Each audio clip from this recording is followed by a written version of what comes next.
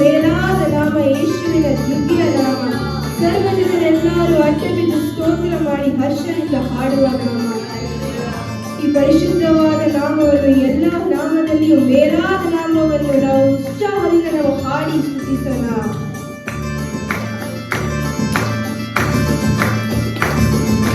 ಎಲ್ಲ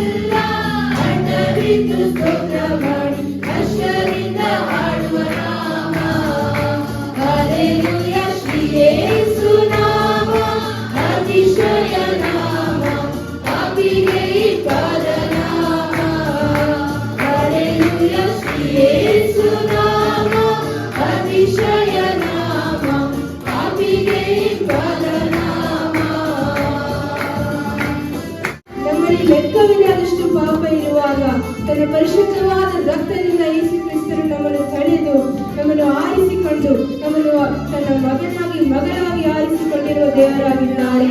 ಇಷ್ಟು ಒಳ್ಳೆಯ ದೇವರು ನಮ್ಮನ್ನು ಬಹುಮೂಲ್ಯವಾದ ತನ್ನ ರಕ್ತದಿಂದ ನಮ್ಮನ್ನು ಶುದ್ಧೀಕರಿಸಿ ನಮ್ಮನ್ನು ಪ್ರೀತಿಸಿದ ದೇವರನ್ನು ನಾವು ಪೂರ್ಣ ಮನಸ್ಸಿಂದ ನಾವು ಹಾಡಿ ಸ್ತುತಿಸೋಣ. ಲೆಕ್ಕವಿಲ್ಲದಷ್ಟು ಪಾಪ ನನ್ನಿಂದ ತೆಗೆಯಲು ನನಗಾಗಿ ಬಂದ ನಾಮ. ಲೆಕ್ಕವಿಲ್ಲದಷ್ಟು ಪಾಪ ನನ್ನಿಂದ ತೆಗೆಯಲು ನನಗಾಗಿ ಬಂದ ನಾಮ. ಧನ್ಯರೆಂದು ಕಳ್ಳರಿಂದ ಧನ್ಯರಾಗಿ ಮಾಡಲು ಬಂದ, ಧನ್ಯರೆಂದು ಕಳ್ಳರಿಂದ ಧನ್ಯರಾಗಿ ಮಾಡಲು ಬಂದ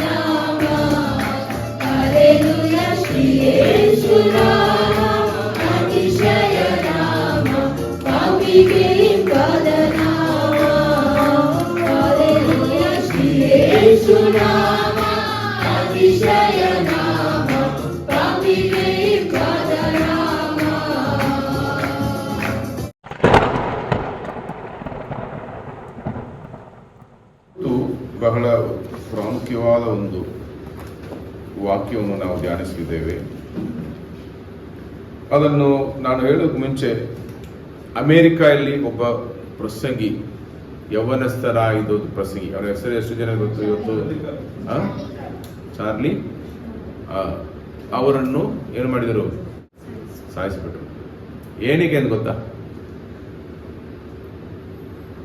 ಅವರು ಸತ್ಯವನ್ನು ಸಾರುವ ಒಬ್ಬ ಪ್ರಸಂಗಿ. ಅಲ್ಲೆಲ್ಲೂಯ. ಸತ್ಯವನ್ನು ಸಾರುವ ಒಂದು ಪ್ರಸಂಗಿ. ಇವತ್ತು ಅವರನ್ನು ಸಾಯಿಸವನ್ನು ಹಿಡಿದರು. ಅವನು ಒಂದು ಕನ್ಫೆಷನ್ ಮಾಡಿದಾನೆ, ಯಾಕೆ ನಾನು ಅವರನ್ನು ಕೊಲೆ ಮಾಡಿದೆ. ಯೌವನಸ್ಥನಾಗಿರುವ ಅವನು ದೇವರು ಸೃಷ್ಟಿ ಮಾಡಿ, ದೇವರು ಗಂಡಸರು ಹೆಂಗಸರು ಹೇಗೆ ಬದುಕಬೇಕು, ಅವರು ಮದುವೆಯಾಗಿ ಮಕ್ಕಳನ್ನು ಹೆತ್ತು ಅವರೊಂದು ಕುಟುಂಬ ಜೀವನ ಜೀವಿಸಬೇಕು ಎಂದು ದೇವರು ಒಂದು ಆಜ್ಞೆಯನ್ನು ಕೊಟ್ಟಿದ್ದಾರೆ. ಅದನ್ನು ನಾವು ಆದಿಕಾಂಡದಲ್ಲಿ ನೋಡಬಹುದು. ಅದಕ್ಕೆ ವಿರೋಧವಾಗಿ ಯಾರು ಮಾಡಿದರೂ ಅದು ಪಾಪ. ರೋಮ ಬರೆದವರಿಗೆ ಅಧ್ಯಾಯ 1 ಪೌಲನು ಅದನ್ನು ಸ್ಪಷ್ಟವಾಗಿ ಹೇಳುತ್ತಾನೆ. ಏನು ಹೇಳುತ್ತಾನೆ? ಗಂಡಸರನ್ನು ಮದುವೆ ಮಾಡೋಕ್ಕಾಗಲ್ಲ, ಹೆಂಗಸರನ್ನು ಮದುವೆ ಮಾಡೋಕ್ಕಾಗಲ್ಲ. ಅದಕ್ಕೆ ದೇವರ ಆ ಒಂದು ಪ್ಯಾಟರ್ನ್, ಅದಕ್ಕೆ ವಿರೋಧವಾಗಿ ನಾವು ಏನು ಮಾಡಿದರೂ ಅದು ಪಾಪವಾಗುತ್ತದೆ. 18 ವಯಸ್ಸಿಂದ ಆ ಮನುಷ್ಯನು, ಆ ದೇವರ ದಾಸನು ಎಲ್ಲ ಕಾಲೇಜ್ ಸ್ಕೂಲಿಗೆ ಹೋಗಿ ಅಲ್ಲಿ ಇರುವ ಯೌವನಸ್ಥರ ಮಧ್ಯದಲ್ಲಿ ಅವನು ಮಾತನಾಡಿ ಸತ್ಯವೇದವನ್ನು ತಿಳಿಸಿದರು. ನೀವೆಲ್ಲರೂ ಸತ್ಯವೇದಕ್ಕೆ ವಿರೋಧವಾಗಿ ನೀವು LGBT ಜನರು ಆ ಥರ ಮಾಡುವವರೆಲ್ಲರನ್ನು ಅವ್ರು ಏನು ಮಾಡಿದರು? ಇದು ಪಾಪ, ಇದು ಸತ್ಯ, ಅದು ಸುಳ್ಳು, ಆ ರೀತಿಯ ಜೀವನ ಜೀವಿಸಬಾರದು. ನೀವು ಸರಿಯಾದ ವಯಸ್ಸಲ್ಲಿ ಮದುವೆ ಮಾಡಿಕೊಳ್ಳಿರಿ, ಮಕ್ಕಳನ್ನು ಹೊತ್ತು ಕುಟುಂಬವಾಗಿ ನೀವು ದೇವರ ನಾಮವನ್ನು ಮಹಿಮೆಪಡಿಸಿ ದೇವರನ್ನು ಆರಾಧಿಸ್ತಾ ಸತ್ಯವನ್ನು ಹಿಂಬಾಲಿಸಿ ಬದುಕಿರಿ ಎಂದು ತಿಳಿಸಿದರು. ಈ ಅವರನ್ನು ಸಾಯಿಸವನು ಅವನು ದೇವರಿಗೆ ವಿರೋಧವಾದ ರೀತಿಯಲ್ಲಿ ಜೀವನ ಜೀವಿಸ್ತಾ ಇದ್ದರಿಂದ ಇವರು ಈ ರೀತಿಯಲ್ಲಿ ಪ್ರಸಂಗಿಸುವಾಗ ಅವನಿಗೆ ಕೋಪ ಬಂದಿತ್ತು. ಅವನವರನ್ನು ಸಾಯಿಸಿಬಿಟ್ಟನು. ಇದು ಒಂದು ಭಯಂಕರವಾದ ಒಂದು ಘಟನೆ. ನಮ್ಮದು ಭಾರತ ದೇಶದಲ್ಲಿ ನಮ್ಮ ಸಂಸ್ಕೃತಿ ಮೀನ್ಸ್ ಕಲ್ಚರ್ ನೋಡಿದರೆ ಸ್ಪಷ್ಟವಾಗಿ ಈ ರೀತಿಯಲ್ಲಿ ಮಾಡುವುದು ಪಾಪ ಎಂದು ಮನುಸ್ಮೃತಿಯಲ್ಲಿ ಕೂಡ ಇದೆ. ಈವನ್ ನಮ್ಮ ಕೋರ್ಟ್ ಅದಕ್ಕೆ ದಂಡನೆ ವಿಧಿಸುತ್ತೆ, ಆ ರೀತಿಯಲ್ಲಿ ಮಾಡಬಾರದಂತ. ಇರುವಾಗ ನಮ್ಮದು ದೇಶ ಹೇಳುವುದು ಸರಿ, ಯಾಕಂದ್ರೆ ಈ ನಿಯಮಗಳೆಲ್ಲವನ್ನು ಕೊಟ್ಟವರು ಯಾರು? ಸತ್ಯ ದೇವರೇ. ಹಾಗೆ ಇರುವಾಗ ಆ ಒಂದು ಸ್ವಾಭಾವಿಕ ಭೋಗಕ್ಕೆ ವಿರೋಧವಾಗಿ ದೇವರು ಸೃಷ್ಟಿ ಮಾಡಿರುವ ಆ ಡಿಸೈನ್, ಆ ಪ್ಯಾಟರ್ನ್ಗೆ ವಿರೋಧವಾಗಿ ಏನು ಮಾಡಿದರೂ ಅದು ಪಾಪ.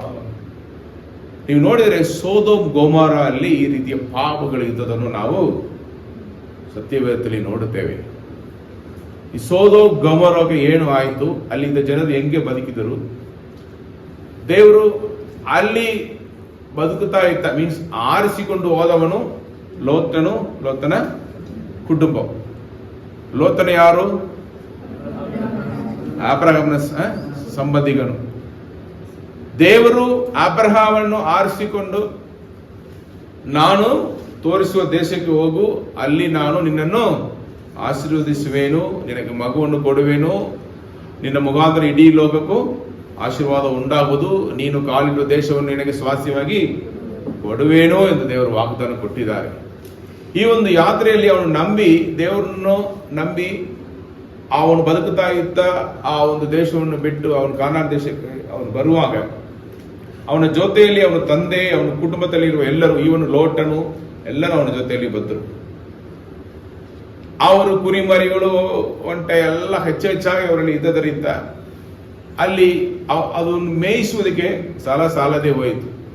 ಆದ್ದರಿಂದ ದೇವರು ಮೊದಲು ಅವನ ತಂದೆ ಅವರಿಗೆ ಸ್ವಲ್ಪ ವಿಘ್ನವಾಗಿ ತಡೆಯಾಗಿದ್ದರಿಂದ ತಂದೆಯನ್ನು ದೇವರು ಅಗಲಿಸಿ ಬಿಡ್ತಾರೆ, ತಂದೆಯಿಂದ ಬೇರ್ಪಡಿಸ್ತಾರೆ. ಮೀನ್ಸ್ ತಂದೆ ತೀರಿ ಹೋಗಿ ಬಿಡ್ತಾರೆ. ಆಮೇಲೆ ಲೋಟನು ದೇವರು ಏನ್ ಮಾಡ್ತಾರೆ? ಬೇರ್ಪಡಿಸ್ತಾರೆ. ಲೋಟನಿಗೆ ಅಬ್ರಹಾಮ್ ಹೇಳ್ತಾನೆ, ನೀನೇ ಆರಿಸಿಕೋ, ನಿನಗೆ ಇಷ್ಟ ಇರುವ ಒಂದು ಸ್ಥಳವನ್ನು ಆರಿಸಿಕೊಂಡು ಹೋಗು ಎಂದು ಹೇಳುವಾಗ ಅವನು ಆರಿಸಿಕೊಂಡದೇನು? ಸೋದೋಮ್ ಗೊಮೋರ ಪಟ್ಟಣ. ಆ ಸಮಯದಲ್ಲಿ ಅದು ಬಹಳ ಹರಿಯಾಲಿ ಸ್ಥಳ, ಆ ರೀತಿಯಲ್ಲಿ ಇತ್ತು. ಆದ್ರಿಂದ ಹಸಿರುಗುಳ್ಳು ಗಾವಲು ಹೆಚ್ಚಾಗಿ ಇದ್ದ ಒಂದು ಸ್ಥಳವಾಗಿದ್ದರಿಂದ ಅದನ್ನು ಆರಿಸಿಕೊಂಡು ಹೋದನು. ನೀವು ನೋಡೋದಕ್ಕೆ ಒಳ್ಳೆ ಸ್ಥಳವನ್ನು ಆರಿಸಿಕೊಂಡು ಹೋಗಿಬಿಟ್ಟಲ್ಲ, ಅಬ್ರಹಾಮನ ಗತಿ ಏನಾಗೋದು ಅಂತ ನೀವು ಯೋಚನೆ ಮಾಡಬಹುದು. ಬಟ್ ದೇವರ ಆಯ್ಕೆ, ದೇವರು ಆರಿಸಿಕೊಂಡು ನಮಗಾಗಿ ಇಟ್ಟಿರುವುದು ತುಂಬಾ ಸರಿಯಾಗಿರುವ ಒಂದು ಕಾರ್ಯ, ಮೀನ್ಸ್ ಶ್ರೇಷ್ಠವಾದದೇ. ಅದರಲ್ಲಿ ನಮಗೆ ವಿರೋಧವಾಗಿರುವ ಕಾರ್ಯಗಳು ಇರುವುದಿಲ್ಲ. ಇದ್ರೂ ದೇವರೇ ಇಳಿದು ಬಂದು ನಮಗೆ ಸಹಾಯ ಮಾಡುವುದು. ಇಲ್ಲಿ ಲೋಟನ್ನು ಆರಿಸಿಕೊಂಡ ಆ ಸ್ಥಳದಲ್ಲಿ ನೀವು ನಡೆದ ಕಾರ್ಯಗಳನ್ನು ಇವತ್ತು ನಾವು ಧ್ಯಾನಿಸೋಣ. ಇವತ್ತು ದೇವರು ನಮಗೆ ಕೊಟ್ಟಿರುವ ವಾಕ್ಯವನ್ನು ಓದಿಬಿಟ್ಟು ನಾವು ಆದಿಕಾಂಡ 19ನೇ ಧ್ಯಾನಿಸ್ಕೊ ಹೋಗೋಣ. ಮೊದಲು ತಗೊಳ್ಳಿ, ಪೇತ್ರನು ಬರೆದ 2ನೇ ಪತ್ರಿಕೆ ಅಧ್ಯಾಯ 2 ವಾಕ್ಯ 9.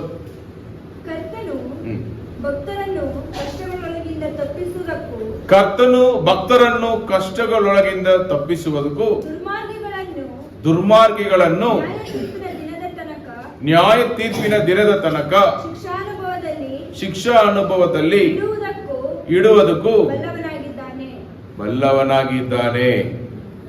ಭಕ್ತರ ಹೆಜ್ಜೆಯನ್ನು ಕಾಯುವ ಕರ್ತನು. ಹಲ್ಲೆಲೂಯಾ. ಭಕ್ತರ ಹೆಜ್ಜೆಯನ್ನು ಕಾಯುವ ಕರ್ತನು. ಭಕ್ತರು ಯಾರು? ದೇವರ ಮೇಲೆ ನಂಬಿಕೆ ಇಟ್ಟು ದೇವರ ಹೆಜ್ಜೆ ಜಾಡುಗಳನ್ನು ಹಿಂಬಾಲಿಸುವವರೇ, ಆತನ ಕಟ್ಟಳೆಗಳನ್ನು ಅನುಸರಿಸಿ ನಡೆಯುವವರೇ ಭಕ್ತರು. ಹಲ್ಲೆಲೂಯಾ. ಇಲ್ಲಿ ಈ ಕಾಲದಲ್ಲಿ ನೋಡಿದರೆ, ಭಕ್ತರು ನೋಡಿದರೆ ಹೊರಗೆ ಒಂದು ತೋರಿಕೆ ಇರುತ್ತೆ. ಅವರು ವೈಟ್ ಅಂಡ್ ವೈಟ್ ಹಾಕೊಂಡಿಲ್ಲ, ಕಾವಿ ಡ್ರೆಸ್ ಹಾಕೊಂಡು ಅವ್ರ ಮಂದಿರಕ್ಕೆ ಬರುತ್ತಾರೆ, ದೇವರಿಗೆ ಏನೇನೋ ತಂದು ಕೊಡುತ್ತಾರೆ, ಕೈಗಳನ್ನು ಎತ್ತಿ ಪ್ರಾರ್ಥಿಸ್ತಾರೆ, ಕೈ ಮುಗಿದು ಪ್ರಾರ್ಥಿಸ್ತಾರೆ, ಪೂಜೆ ಮಾಡ್ತಾರೆ. ಈ ರೀತಿಯಲ್ಲಿ ನಾವು ಭಕ್ತರನ್ನು ನೋಡುತ್ತೇವೆ. ನಿಜವಾದ ಭಕ್ತರು ಯಾರು ಅಂದ್ರೆ ದೇವರಿಗೆ ಭಯಪಡುವವರೇ. ಅದಕ್ಕೆ ನಾವು ಭಯಭಕ್ತಿ ಎಂದು ಹೇಳುತ್ತೇವೆ. ಹಲ್ಲೆಲೂಯಾ.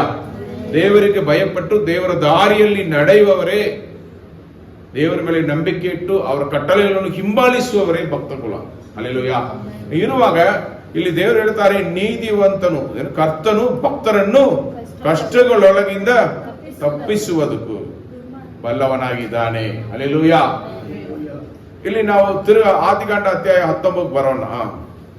ಆ ದೂತರಿಬ್ಬರು ಸಾಯಂಕಾಲದಲ್ಲಿ ಸೋದೋಮಿಗೆ ಬಂದಾಗ ಲೋಟನು ಸೋದೋಮಿನ ಊರು ಭಾಗದಲ್ಲಿ ಕೂತುಕೊಂಡಿದ್ದನು. ಎಲ್ಲಿ ಕೂತಿದ್ದನು ಲೋಟನು? ಸೋದೋಮಿನ ಒಳಗಡೆ ಅಲ್ಲ, ಊರು ಬಾಗಿಲಲ್ಲಿ. ಅವನು ಒಳಗಡೆ ಇರೋದಕ್ಕೆ ಇಷ್ಟ ಇಲ್ಲ. ಅಲ್ಲಿ ಇರುವ ಜನರ ಪಾಪ ಆ ರೀತಿಯಲ್ಲಿ ಇತ್ತು. ದೇವರು ಅಲ್ಲಿ ದುಷ್ಟರು ಬದುಕುತ್ತಾರೆ, ಅಸಹ್ಯ ಪಾಪಗಳನ್ನು ಮಾಡ್ತಾರೆ ಎಂದು ಗೊತ್ತಾದ ಮೇಲೆ ಅವ್ರು ಏನ್ ಮಾಡ್ತಾರೆ? ಈ ಲೋಕಕ್ಕೆ ಇಳಿದು ಬರುತ್ತಾರೆ.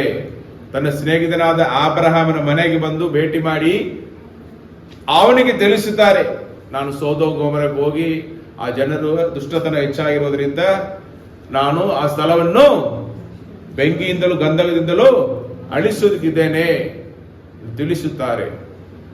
ದೇವರಿಗೆ ಗೊತ್ತು, ಅದನ್ನು ಆರಿಸಿಕೊಂಡ ಅವನ ಸಂಬಂಧಿಗನು ಅಲ್ಲಿ ಇದ್ದಾನೆ, ಕುಟುಂಬ ಸಹಿತ.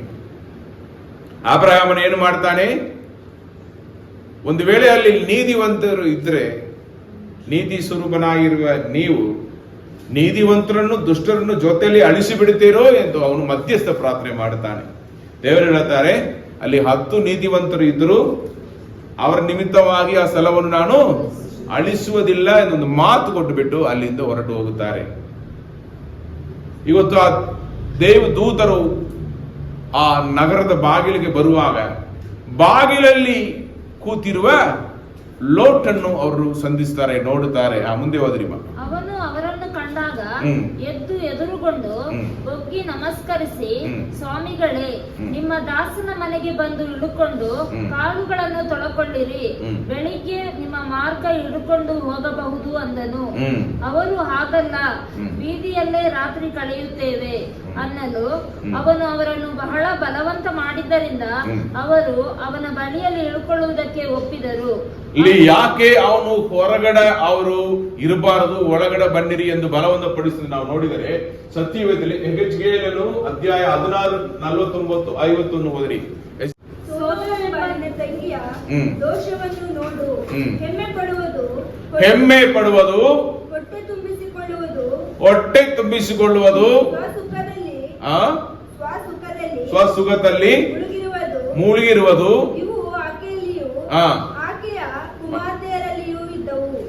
ಅಲ್ಲದೆ ಆಕೆಯು ದಿನದಲಿತರಿಗೆ ಬೆಂಬಲವಾಗಿರಲಿಲ್ಲ. ಅಲ್ಲಿ ಇರುವ ದೀನ ದರಿದ್ರರಿಗೆ ಅವರು ಸಹಾಯ ಮಾಡುವುದಿಲ್ಲ, ಬಡವರನ್ನು ಲಕ್ಷಿಸುವುದಿಲ್ಲ. ಆಮೇಲೆ ಅವರು ಆ. ಸೊಕ್ಕೇರಿ ಸೊಕ್ಕೇರಿ ನನ್ನ ಕಣ್ಣೆದುರಿಗೆ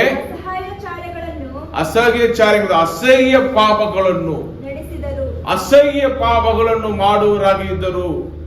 ಅಸಹ್ಯ ಪಾಪಗಳನ್ನು ಮಾಡುವರಾಗಿದ್ದರು. ಇವತ್ತು ಬನ್ನಿರಿ, ರೋಮ ಬರೆದವರಿಗೆ ಅಧ್ಯಾಯ 1:18 ಓದ್ರಿ.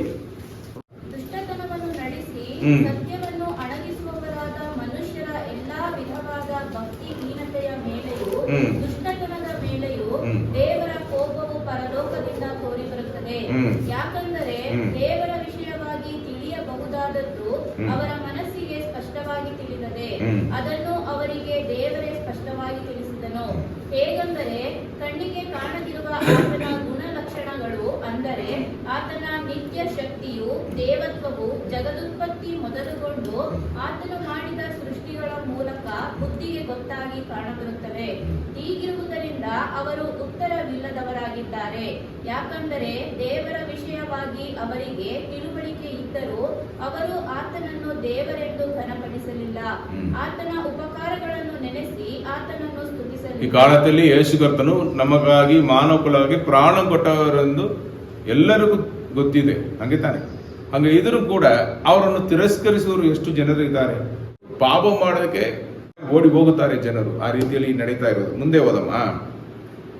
ಅವರು ವಿಚಾರ ಮಾಡಿ ಮಾಡಿ ಫಲ ಕಾಣಲಿಲ್ಲ, ವಿವೇಕವಿಲ್ಲದ ಅವರ ಮನಸ್ಸು ಕತ್ತಲಾಯಿತು. ತಾವು ಜ್ಞಾನಿಗಳೆಂದು ಹೇಳಿಕೊಂಡು ಹುಚ್ಚರಾದರು. ಲಯವಿಲ್ಲದ ದೇವರ ಮಹಿಮೆಯನ್ನು ಬಿಟ್ಟು ಅದಕ್ಕೆ ಬದಲಾಗಿ ಲಯವಾಗುವ ಮನುಷ್ಯ, ಪಶು, ಪಕ್ಷಿ, ಸರ್ಪಾದಿಗಳ ಮೂರ್ತಿಯನ್ನು ಮಾಡಿಕೊಂಡರು. ಆದ ಕಾರಣ ಅವರು ಮನಸ್ಸಿನ ದುರಾಶೆಗಳಂತೆ ನಡೆದು ತಮ್ಮ ದೇಹಗಳನ್ನು ಮಾನಹೀನ ಮಾಡಿಕೊಳ್ಳಲಿ ಎಂದು ದೇವರು ಅವರನ್ನು ಹೊಲಸಾದ ನಡತೆಗೆ ಒಪ್ಪಿಸಿದನು. ಅವರು ಸತ್ಯ ದೇವರನ್ನು ಬಿಟ್ಟು ಅಸತ್ಯವಾದದ್ದನ್ನು ಹಿಡಿದುಕೊಂಡು ಸೃಷ್ಟಿಕರ್ತನನ್ನು ಪೂಜಿಸದೆ ಸೃಷ್ಟಿ ವಸ್ತುಗಳನ್ನು ಪೂಜಿಸುವರಾದರು. ಸೃಷ್ಟಿ ವಸ್ತುಗಳನ್ನೇ ಪೂಜಿಸಿ ಸೇವಿಸುವವರಾದರು. ಸೃಷ್ಟಿಕರ್ತನೊಬ್ಬನೇ ನಿರಂತರ ಸ್ತುತಿ ಹೊಂದತಕ್ಕವನು. ಆಮೆನ್. ಅವರು ಇಂಥದ್ದನ್ನು ಮಾಡಿದ್ದರಿಂದ ದೇವರು ಅವರನ್ನು ಕೇವಲ ತುಚ್ಛವಾದ ಕಾಮಾಭಿಲಾಷಕ್ಕೆ ಒಪ್ಪಿಸಿದನು. ಹೇಗೆಂದರೆ ಅವರ ಹೆಂಗಸರು ಸ್ವಾಭಾವಿಕವಾದ ಭೋಗವನ್ನು ದೇವರು ಗಂಡಸರು ಹೆಂಗಸರು ಮದುವೆ ಮಾಡಿಕೊಳ್ಬೇಕು. ಗಂಡನ ಹೆಂಡತಿ, ಹಂಗೆ ತಾನೇ ದೇವರು ಸೃಷ್ಟಿ ಮಾಡಿದರು. ಇವರು ಅದನ್ನು ಬಿಟ್ಟು ಸ್ವಭಾವಕ್ಕೆ ವಿರೋಧವಾದ ಭೋಗವನ್ನು ಅನುಸರಿಸಿದರು. ಅದರಂತೆ ಗಂಡಸರು ಸಹ ಸ್ವಾಭಾವಿಕವಾದ ಸ್ತ್ರೀ ಭೋಗವನ್ನು ಬಿಟ್ಟು ಒಬ್ಬರ ಮೇಲೊಬ್ಬರು ತಮ್ಮ ಕಾಮಾತುರದಿಂದ ತಾಪ ಪಡುತ್ತಾ ಗಂಡಸರ ಸಂಗಡ ಗಂಡಸರು ಕೇವಲ ಅವಲಕ್ಷಣವಾದದ್ದನ್ನು ನಡೆಸಿ ತಮ್ಮ ಭ್ರಾಂತಿಗೆ ತಕ್ಕ ಫಲವನ್ನು ತಮ್ಮಲ್ಲಿ ಹೊಂದುವವರಾದರು. ಇದಲ್ಲದೆ ದೇವರ ಜ್ಞಾನವು ಅವರಿಗೆ ಇಷ್ಟವಿಲ್ಲದರಿಂದ ಅಲ್ಲದ ಕೃತ್ಯಗಳನ್ನು ನಡೆಸುವವರಾಗುವಂತೆ ದೇವರು ಅವರನ್ನು ಅನಿಷ್ಟ ಭಾವಕ್ಕೆ ಒಪ್ಪಿಸಿದನು. ಏನು ಮಾಡಿಕೊಳ್ಳಿ, ಒಪ್ಪಿಸಿಕೊಟ್ರೆ ಇವನು ಒಪ್ಪಿಸಿಕೊಡ್ತಾರೆ. ಹಂಗಿಲ್ಲ, ಏನು ಮಾಡಿ ನೀವು ಅದು ಫಲವನ್ನು ಹೊಂದಿಕೊಳ್ಳಿ ಬಿಟ್ರು, ಕೈ ಬಿಟ್ರು. ಹೇಗೆಂದರೆ ಅವರು ಸಕಲ ವಿಧವಾದ ಅನ್ಯಾಯ, ದುರ್ಮಾರ್ಗತನ, ಲೋಲುಪ್ತಿ, ದುಷ್ಟತ್ವಗಳಿಂದಲೂ, ಹೊಟ್ಟೆ ಕಿಚ್ಚು, ಕೊಲೆ, ಜಗಳ, ಮೋಸ, ಹಗೆತನಗಳಿಂದಲೂ ತುಂಬಿದವರಾದರು. ಅವರು ಕಿವಿ ಊದುವವರು, ಚಾಡಿ ಹೇಳುವವರು, ದೇವರನ್ನು ದ್ವೇಷಿಸುವವರು, ಸೊಕ್ಕಿನವರು, ಅಹಂಕಾರಿಗಳು, ಬಡಾಯಿ ಕೊಚ್ಚುವವರು, ಕೇಡನ್ನು ಕಲ್ಪಿಸುವವರು, ತಂದೆ ತಾಯಿಗಳ ಮಾತನ್ನು ಕೇಳದವರು, ವಿವೇಕವಿಲ್ಲದವರು, ಮಾತಿಗೆ ತಪ್ಪುವವರು, ಮಮತೆ ಇಲ್ಲದವರು, ಕರುಣೆ ಇಲ್ಲದವರು ಆದರು. ಇಂಥವುಗಳನ್ನು ನಡೆಸುವವರು ಮರಣಕ್ಕೆ ಪಾತ್ರರಾಗಿದ್ದಾರೆ. ಇಂಥವುಗಳನ್ನು ನಡೆಸುವವರು ಮರಣಕ್ಕೆ ಪಾತ್ರರಾಗಿ ಇದ್ದಾರೆಂಬ ದೇವವಿಧಿಯು ಅವರಿಗೆ ತಿಳಿದಿದ್ದರೂ ಅವರು ತಾವೇ ಅವುಗಳನ್ನು ಮಾಡುವವರಲ್ಲದೆ ಮಾಡುವವರನ್ನು ಅನುಮೋದಿಸುತ್ತಾರೆ. ನೀವು ನೋಡಿದರೆ ಅದನ್ನು ಮಾಡುವವರು ಪಾವಿಗಳೇ, ಮಾಡದೆ ಪರವಾಗಿಲ್ಲ. ಕೆಲವು ಮದುವೆಯಲ್ಲಿ, ಕ್ರಿಶ್ಚಿಯನ್ ಮದುವೆಯಲ್ಲಿ ನೋಡಿದರೆ ಮೇಲೆ ಮದುವೆ ನಡೀತಾ ಇರೋದು, ಕೆಳಗಡೆ ಒಂದು ರೂಮಲ್ಲಿ ಒಂದು ಗ್ರೂಪ್ ಕೂತಿರ್ತಾರೆ, ಅಲ್ಲಿ ಎಣ್ಣೆ ಪಾರ್ಟಿ ನಡೀತಾ ಇರೋದು. ಈ ಯವನಸ್ಥರೆಲ್ಲ ಮದುವೆಯಲ್ಲಿ ಏನೋ ಒಂದು 10-5 ನಿಮಿಷ ಅಲ್ಲಿ ಹೋಗಿಬಿಟ್ಟೆ ಬರ್ತಾರೆ. ಏನು ಅಂತ ಹೇಳಿದ್ರೆ ಮೇಲೆ ಒಂದು ಮದುವೆ, ಕೆಳಗಡೆ ಒಂದು ಪಾರ್ಟಿ ನಡೀತಾ ಇರೋದು. ಅದನ್ನು ಕೆಲವೊಂದು ಕ್ರೈಸ್ತಿಯ ಕುಟುಂಬಗಳಲ್ಲಿ ಕೂಡ ಅನುಮತಿಸ್ತಾರೆ. ಪರವಾಗಿಲ್ಲ, ಎಣ್ಣೆ ಹೊಡೆದುಕೊಂಡು ಸಾಯಲಿಲ್ಲ, ನಮ್ಮನ್ನು ಸಾಯಿಸ್ತಾರೆ. ಬಟ್ ನಾನು ಹೇಳ್ತೇನೆ, ನಾವು ಅದನ್ನು ಅಪ್ರೂವಲ್ ಮಾಡುವುದು, ಏನು ಮಾಡಿಕೊಳ್ಳಲಿ ಎಂದು ನಾವು ಬಿಡುವುದು ತಪ್ಪು. ಅವರಿಗೆ ಎಚ್ಚರಿಕೆ ಕೊಡಬೇಕು, ಖಂಡಿಸಬೇಕು. ಈ ಒಂದು ವಿಷಯ ನಡೆದ್ರೆ ನಾನು ಈ ಮನೆಯಲ್ಲಿ ಇರಲ್ಲ ಅಂತ ಹೇಳಬೇಕು. ನೀವು ಹಂಗೆ ಹೇಳಿದ್ರೆ ಅದು ತಡೆಯಾಗುತ್ತದೆ. ನೀವು ಕಂಡು ಕಾಣದೆ ಪರವಾಗಿಲ್ಲ ಹೋಗಿ ಏನೇ ಮಾಡಿಕೊಳ್ಳಲು ಬಿಟ್ರೆ ಅದು ಪಾಪ ಎಂದು ಸತ್ಯವೇದ ಸ್ಪಷ್ಟವಾಗಿ ಹೇಳುತ್ತದೆ. Hallelujah, hallelujah. ಆ ರೀತಿಯಲ್ಲಿ ನೋಡಿದ್ರೆ ಈ ಕಾಲದಲ್ಲಿ ಗಂಡಸರು ಮದುವೆ ಮಾಡೋದು, ಹೆಂಗಸರು ಮದುವೆ ಮಾಡೋದು, ಇದೆಲ್ಲ ಏನು ದೇವರಿಗೆ ವಿರೋಧವಾದ ಪಾಪ. ಕೆಲವೊಂದು ಸ್ಥಳಗಳಲ್ಲಿ ಈವನ್ ಇನ್ನೂ ಕ್ರೂರವಾದ ಮೃಗಗಳನ್ನು ಬಿಟ್ಟು ಇಡುವುದಿಲ್ಲ. ಆ ರೀತಿಯಲ್ಲಿ ಈ ರೀತಿಯೆಲ್ಲ ಬದುಕಿರುವ ಮೃಗ ಸ್ವಭಾವವಿಲ್ಲ ಜನರು ಈ ಕಾಲದಲ್ಲಿ ಇದ್ದಾರೆ. ಹಂಗೆ ಇರುವಾಗ ನಾವು ಹೆಂಗೆ ನೀತಿವಂತರಾದೆವು? ನೀತಿವಂತರ ಹೆಜ್ಜೆ ಜಾಡುಗಳನ್ನು ಕಾಪಾಡುತ್ತಾರೆ, ನೀತಿವಂತರನ್ನು ಕಷ್ಟಗಳೊಳಗೆ ಬಿಡುಗಡೆ ಮಾಡುವ ದೇವರಿದ್ದಾರೆ. ನಾವು ನೀತಿವಂತರ ನಿಜವಾಗಿ? ಹಳೆಯ ನಿಯಮದಲ್ಲಿ ನಾನು ತೋರಿಸುವ ದೇಶಕ್ಕೆ ಹೋಗುವಂತ ಹೇಳಿದರು. ಇವನು ನಂಬಿದ ತಕ್ಷಣ ನೀತಿವಂತ. ಹಂಗೆ ಯಾರಿಗಾದ್ರೂ ಸಿಗುತ್ತಾ? ಅದು ದೇವರು ತೋರಿಸಿರುವ ಕೃಪಾವರ. ಇನ್ನೊಂದು, ನಾವು ಹೊಸ ನಿಯಮದಲ್ಲಿ ನೋಡಿದರೆ ನಾವು ಪಾಪಿಗಳು, ದ್ರೋಹಿಗಳು, ನಾವು ದಂಡನೆಗೆ ಒಳಗಾದವರು, ನಮ್ಮಲ್ಲಿ ನ್ಯಾಯ ತೀರ್ಪು ಇದೆ. ಯೇಸು ಕರ್ತನು ನಮಗಾಗಿ ಇಳಿದು ಬಂದು ನಮ್ಮ ಪಾಪಗಳಿಗಾಗಿ, ಶಾಪಗಳಿಗಾಗಿ ಶಿಲುಬೆಯಲ್ಲಿ ನಮಗೋಸ್ಕರ ಅವರು ಪ್ರಾಣವನ್ನು ಕೊಟ್ಟರು, ಬಲಿಯಾದರು. ನಂಬುವವನಿಗೆ ಏನ್ ನಡೀತೆ? ನನಗಾಗಿ ನಾನು ಸಿಲುಬೆಯನ್ನು ಹೊತ್ತುಕೊಳ್ಳುವ ಸ್ಥಳದಲ್ಲಿ, ನಾನು ಬಲಿಯಾಗಬೇಕಾದರೂ, ದಂಡನೆಯನ್ನು ಪಡೆದುಕೊಳ್ಳಬೇಕಾದರೂ ಸ್ಥಳದಲ್ಲಿ ಯೇಸು ಕರ್ತನು ತನ್ನ ಪ್ರಾಣವನ್ನು ಕೊಟ್ಟದರಿಂದ ನಾನು ಪಾಪ ಕ್ಷಮಾಪಣೆಯನ್ನು ಹೊಂದಿದ್ದೇನು ನಂಬುತ್ತಾನೆ.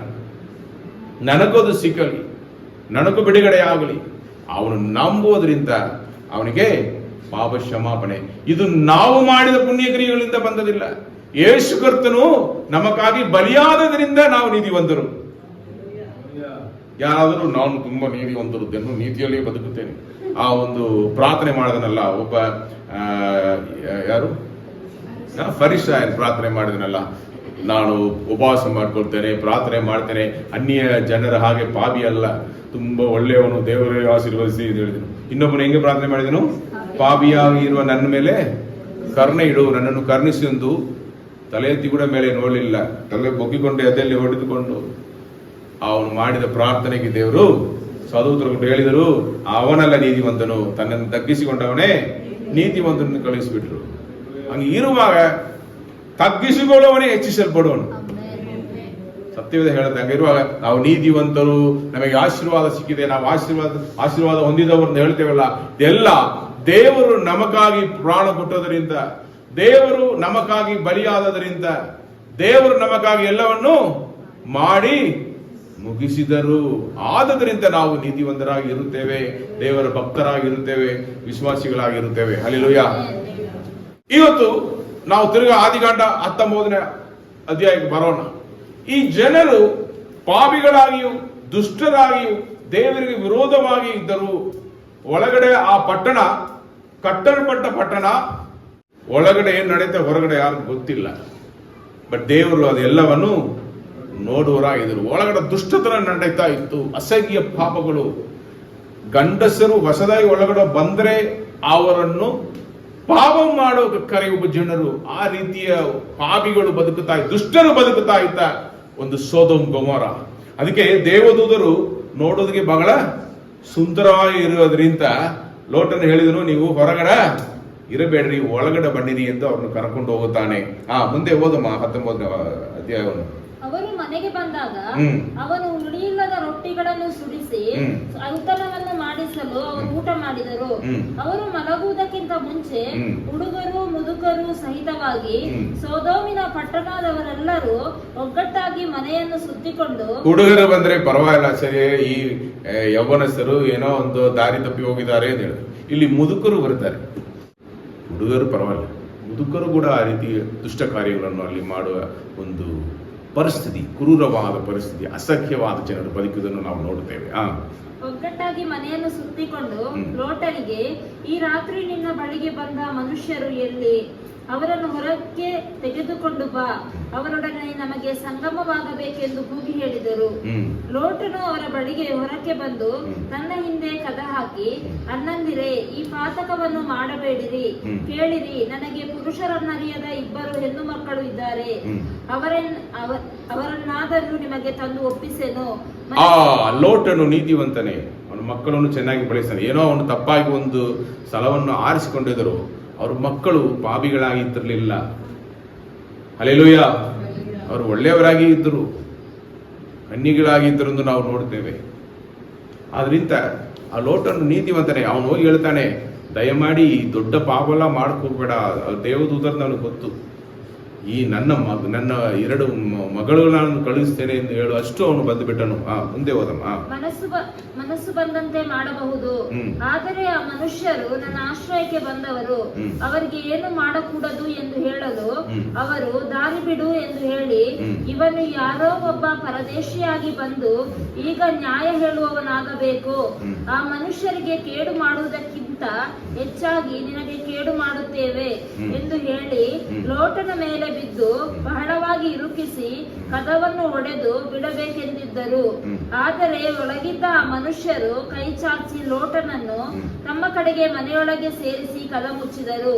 ಇದಲ್ಲದೆ ಅವರು ಮನೆಯ ಹೊರಗಿದ್ದ ಮನುಷ್ಯರಿಗೆ, ಚಿಕ್ಕವರಿಗೂ ದೊಡ್ಡವರಿಗೂ ಕೂಡ ಕಣ್ಣು ಮೊಬ್ಬಾಗುವಂತೆ ಮಾಡಿದ್ದರಿಂದ ಇವರು ಬಾಗಿಲು ಯಾವುದೆಂದು ತಿಳಿಯದೆ ಬೇಸರಗೊಂಡರು. ಆಗ ದೂತರು ಲೋಟನಿಗೆ, ಇಲ್ಲಿ ನಿನಗೆ ಇನ್ಯಾರಿದ್ದಾರೆ?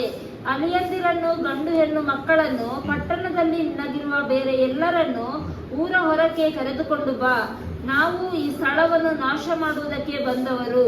ಇಲ್ಲಿಯವರ ವಿಷಯವಾಗಿ ಬಲು ದೊಡ್ಡ ಮೊರೆಯು ಯೆಹೋವನಿಗೆ ಮುಟ್ಟಿದ್ದರಿಂದ ಇವರನ್ನು ನಾಶ ಮಾಡುವುದಕ್ಕಾಗಿ ಆತನು ನಮ್ಮನ್ನು ಕಳುಹಿಸಿದ್ದಾನೆ ಎಂದು ಹೇಳಿದರು. ಹಲ್ಲೆಲೂಯಾ. ಇಲ್ಲಿ ನೀವು ನೋಡಿದ್ರೆ ನೀತಿವಂತರಾಗಿ ಬದುಕುವವರೆಗೆ ಸಂರಕ್ಷಣೆಯನ್ನು ನೀಡುವ ದೇವರಿದ್ದಾರೆ. ಹಲ್ಲೆಲೂಯಾ. ಕೇಡನ್ನು ಮಾಡುತ್ತಾ ಇರುವ, ದುಷ್ಟತನದಲ್ಲಿ ಬದುಕ್ತಾ ಇರುವ ಆ ಒಂದು ಪಟ್ಟಣವನ್ನು ದೇವರು ಅಳಿಸುವುದಕ್ಕೆ ಕಳುಹಿಸಿರುವ ದೇವದೂತರ ಮುಖಾಂತರ ಅವರಿಗೆ ವಿಮೋಚನೆಯನ್ನು, ರಕ್ಷಣೆಯನ್ನು ನೀಡುವುದನ್ನು ನೋಡ್ತೇವೆ. ಅವನನ್ನು ಮಾತ್ರ ಅಲ್ಲ, ಕುಟುಂಬ ಸಹಿತ ಜೊತೆಯಲ್ಲಿ ಯಾರೆಲ್ಲ ಇದ್ದಾರ, ಸಂಬಂಧಿಕರು ಯಾರು ಇದ್ದಾರ, ಎಲ್ಲರನ್ನೂ ಕರ್ಕೊಂಡು ಬಾ, ಇಲ್ಲಿ ಇರಬೇಡ, ನಾವು ಕರ್ಕೊಂಡು ಹೋಗ್ತೇವೆ. ಈ ದಿವಸ ಈ ಪಟ್ಟಣ ನಾಶವಾಗುತ್ತದೆ, ನಾನು ನಿಮ್ಮನ್ನು ಕಾಪಾಡುತ್ತೇನೆ ಎಂದು ಹೇಳಿ ಅವನಿಗೆ ಒಂದು ಆಫರ್ ಕೊಡ್ತಾ ಇದ್ದಾರೆ. ಏನಾಯ್ತು? ಅವನು ಕರೆದ ತಕ್ಷಣ ಯಾರೆಲ್ಲ ಅವನ ಜೊತೆಯಲ್ಲಿ ಸಂಬಂಧದಲ್ಲಿ ಇದ್ದರು ಅವರೆಲ್ಲ ಬಂದ್ಬಿಟ್ರ. ನೋಡೋಣ. ಆಗ ಲೋಟನು ಹೊರಕ್ಕೆ ಹೋಗಿ ತನ್ನ ಹೆಣ್ಣು ಮಕ್ಕಳನ್ನು ಗೊತ್ತು ಮಾಡಿಕೊಂಡಿದ್ದ ಅಳಿಯಂದಿರಿಗೆ ಈ ಸಂಗತಿಯನ್ನು ತಿಳಿಸಿ, ನೀವೆದ್ದು ಈ ಸ್ಥಳವನ್ನು ಬಿಟ್ಟು ಹೋಗಿರಿ, ಯೆಹೋವನು ಈ ಊರನ್ನು ನಾಶ ಮಾಡುತ್ತಾನೆ ಎಂದು ಹೇಳಿದನು. ಆದರೆ ಅವನು ಅವರಿಗೆ ಗೇಲಿ ಮಾಡುವವನಾಗಿ ಕಾಣಿಸಿದನು. ಹೊತ್ತು ಮೂಡುವುದಕ್ಕೆ ಮುಂಚೆ ಈ ಕಾಲದಲ್ಲಿ ಕೂಡ,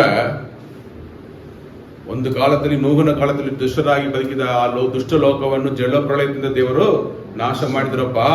ಇನ್ನು ಬರುವ ಕಾಲದಲ್ಲಿ ನೀವು ಯೇಸುವನ್ನು ನಂಬಿರಿ, ಇಲ್ಲಾದರೆ ಬೆಂಕಿಯಿಂದ ಲೋಕವನ್ನು ದೇವರು ನಾಶ ಮಾಡಿದ್ದಾರೆ ಎಂದು ಹೇಳಿದ್ರೆ ನಮ್ಮನ್ನು ಏನ್ ಮಾಡ್ತಾರೆ? ಗೇಲಿ ಮಾಡೋರಿದ್ದಾರೆ. ಬರ್ತಾರೆ ಅಂತ ಹೇಳ್ತಾರಲ್ಲ, ಎಲ್ಲಿ ಬರ್ತಾರೆ? ಎಲ್ಲರೂ ರಕ್ಷಣೆ ಹೊಂದಬೇಕೆಂದು ಅವರು ದೀರ್ಘ ಶಾಂತಿಯಿಂದ ಕಾಯ್ತಾ ಇದ್ದಾರೆ. ಅವಕಾಶ ಕೊಟ್ಟಿದ್ದಾರೆ, ಎಕ್ಸ್ಟೆಂಡೆಡ್. ಮನುಷ್ಯರೇ ದಯೆಯನ್ನು ತೋರಿಸುವಾಗ ದೇವರು ಎಷ್ಟು ದೊಡ್ಡ ಮನಸ್ಸು ಉಳ್ಳವರು, ಪ್ರೀತಿ ಸ್ವರ್ಗ ಇರುವುದು, ಎಲ್ಲರೂ ರಕ್ಷಣೆ ಹೊಂದಬೇಕು ಎಂದು ಬಯಸುತ್ತಾರೆ. ಆದ್ರಿಂದ ಏನಾಯಿತು? ಅವರೊಂದು ಲೆಕ್ಕಾಚಾರ ಇಟ್ಟಿದ್ದಾರೆ, ಅವರೆಲ್ಲ ಬಂದು ಪರಲೋಕ ರಾಜ್ಯದಲ್ಲಿ ಸೇರಬೇಕು. ಆವಾಗಲೇ ದೇವರು ಏನ್ ಮಾಡ್ತಾರೆ? ಈ ಭೂಮಿ ಮೇಲೆ ನಾಶನವನ್ನು ಬರಮಾಡ್ತಾರೆ. ಇರುವಾಗ ಇಲ್ಲಿ ಹೋಗಿ ಅವನು ತಿಳಿಸ್ತಾನೆ ಅಳಿಯಂತರಿಗೆ, ಪಾಪ ದೇವರು ಈ ಪಟ್ಟಣವನ್ನು ಅಳಿಸುತ್ತಿದ್ದಾರೆ. ಅವರೆಲ್ಲ ಅವ್ರು ಗೇಲಿ ಮಾಡಿದ್ರು, ಇವನೊಂದು ಹುಚ್ಚು, ಹೋಗು, ನೀನೇ ಹೋಗು, ನಾವು ಬರಲ್ಲ ಅಂತ ಹೇಳಿಬಿಟ್ಟು. ಯಾಕಂದ್ರೆ ಆ ಪಟ್ಟಣದಲ್ಲಿ ಇರೋ ಪಾಪಗಳು ಹಂಗೆ, ಅದನ್ನ ಬಿಟ್ಟು ಬರೋದು ಕಾಲದಲ್ಲಿ ಕೈಯಲ್ಲಿ ಒಂದು ಮೊಬೈಲ್ ಇದ್ರೆ ಸಾಕು. ಸೋದೋಮ್ ಗೋಮರ ಯುವತಿ ಎಲ್ಲಿ ಬರುತ್ತೆ? ನೀವು ಆರಿಸಿಕೊಳ್ಳುವ ರೀತಿಯಲ್ಲಿ ಇದೆ. ಒಳ್ಳೆಯದಕ್ಕೋಸ್ಕರ ಮೊಬೈಲ್ ಅನ್ನು ಉಪಯೋಗಿಸುವವರು ಇದ್ದಾರೆ, ತಪ್ಪಾಗಿ ಉಪಯೋಗಿಸುವವರು ಇದ್ದಾರೆ. ನಾನು ನೋಡಿದೆ, ಒಂದು ಮನೆಯಲ್ಲಿ ಆ ಮೊಬೈಲ್ ಫೋನನ್ನು ಅವನ ಅಣ್ಣ ಅವನ ಸಹೋದರಿ ಕೈಯಿಂದ ತೆಗೆದುಬಿಟ್ಟು ಅವಳು ಹೋಗಿ ಒಂದು ಬಾವಿಯಲ್ಲಿ ಬಿದ್ದು ಪ್ರಾಣ ಬಿಟ್ಲು. ಯಾಕೆ ಬಿಡಬೇಕು? ಅದನ್ನು ಓಪನ್ ಮಾಡಿ ನೋಡಿದರೆ ಗೊತ್ತಾಗುತ್ತದೆ ಇವಳು ಯಾರ್ಯಾರ ಜೊತೆಗೆ ಮಾತಾಡ್ತಾಳೆ, ಜೀವನ ಹೆಂಗೆ ಇದೆ ಅಂತ ಗೊತ್ತಾಗುತ್ತೆ. ಅದಕ್ಕೆ ಭಯಪಟ್ಟು ಅವಳು ಏನು ಮಾಡಿಕೊಂಡಳು? ಆತ್ಮಹತ್ಯೆ ಮಾಡಿಕೊಂಡಳು. ಈ ಕಾಲದಲ್ಲಿ ಸೋದೋಮ್ ಗೊಮೋರ ಎಲ್ಲಿದೆ? ಮನುಷ್ಯರಲ್ಲಿ, ಮೊಬೈಲಲ್ಲಿ. ಅದನ್ನು ನಾವು ಆರಿಸಿಕೊಂಡ್ರೆ ನಾವು ಈ ಸೋದೋಮ್ ಗೊಮೋರ ಪಟಲದಲ್ಲಿ ಭಾಗವಹಿಸುವರಾಗಿ ಬದುಕುವರಾಗಿ ಇರುತ್ತೇವೆ. ಅದನ್ನು ಬಿಟ್ಟು ನಾವು ಏನು ಮಾಡಬೇಕು? ಹೊರಗಡೆ ಬರಬೇಕು. ನಮ್ಮನ್ನು ದೇವರು ಆರಿಸಿಕೊಂಡಿದ್ದಾರೆ, ಪ್ರಾಣ ಕೊಟ್ಟು ನಮ್ಮನ್ನು ಆರಿಸಿಕೊಟ್ಟಿದ್ದಾರೆ, ಬೇರ್ಪಡಿಸಿದ್ದಾರೆ. ನಾವು ಪರಿಶುದ್ಧ ಜಾತಿಯಾಗಿ ದೇವರ ಸೊಕ್ಕಿಯ ಜನರಾಗಿ ಬಿಟ್ಟೇವೆ. ಹಂಗಿರುವಾಗ ನಮಗೆ ಸುವಾರ್ತೆ ಸಾರಲ್ಪಡುವಾಗ ನಾವು ಬಂದು ಬಿಟ್ಟೇವೆ. ಇವತ್ತು ನಾವು ಸಾರುವಾಗ ಇವರು ನಮ್ಮನ್ನು ಏನ್ ಮಾಡ್ತಾರೆ? ಕೇಳಿ ಮಾಡ್ತಾರೆ. ಸರಿ, ಮುಂದೆ ಹೋದವ. ಹೊತ್ತು ಮೂಡುವುದಕ್ಕೆ ಮುಂಚೆ ಆ ದೂತರು ಲೋಟನಿಗೆ, ನೀನೆದ್ದು ಇಲ್ಲಿರುವ ನಿನ್ನ ಹೆಂಡತಿಯನ್ನು ನಿನ್ನ 2 ಹೆಣ್ಣು ಮಕ್ಕಳನ್ನು ಬೇಗ ಕರಕೊಂಡು ಹೋಗು, ಊರಿಗೆ ಉಂಟಾಗುವ ದಂಡನೆಯಿಂದ ನಿನಗೂ ನಾಶ ಉಂಟಾದೀತು ಎಂದು ಹೇಳಿ ತ್ವರೆಪಡಿಸಿದರು.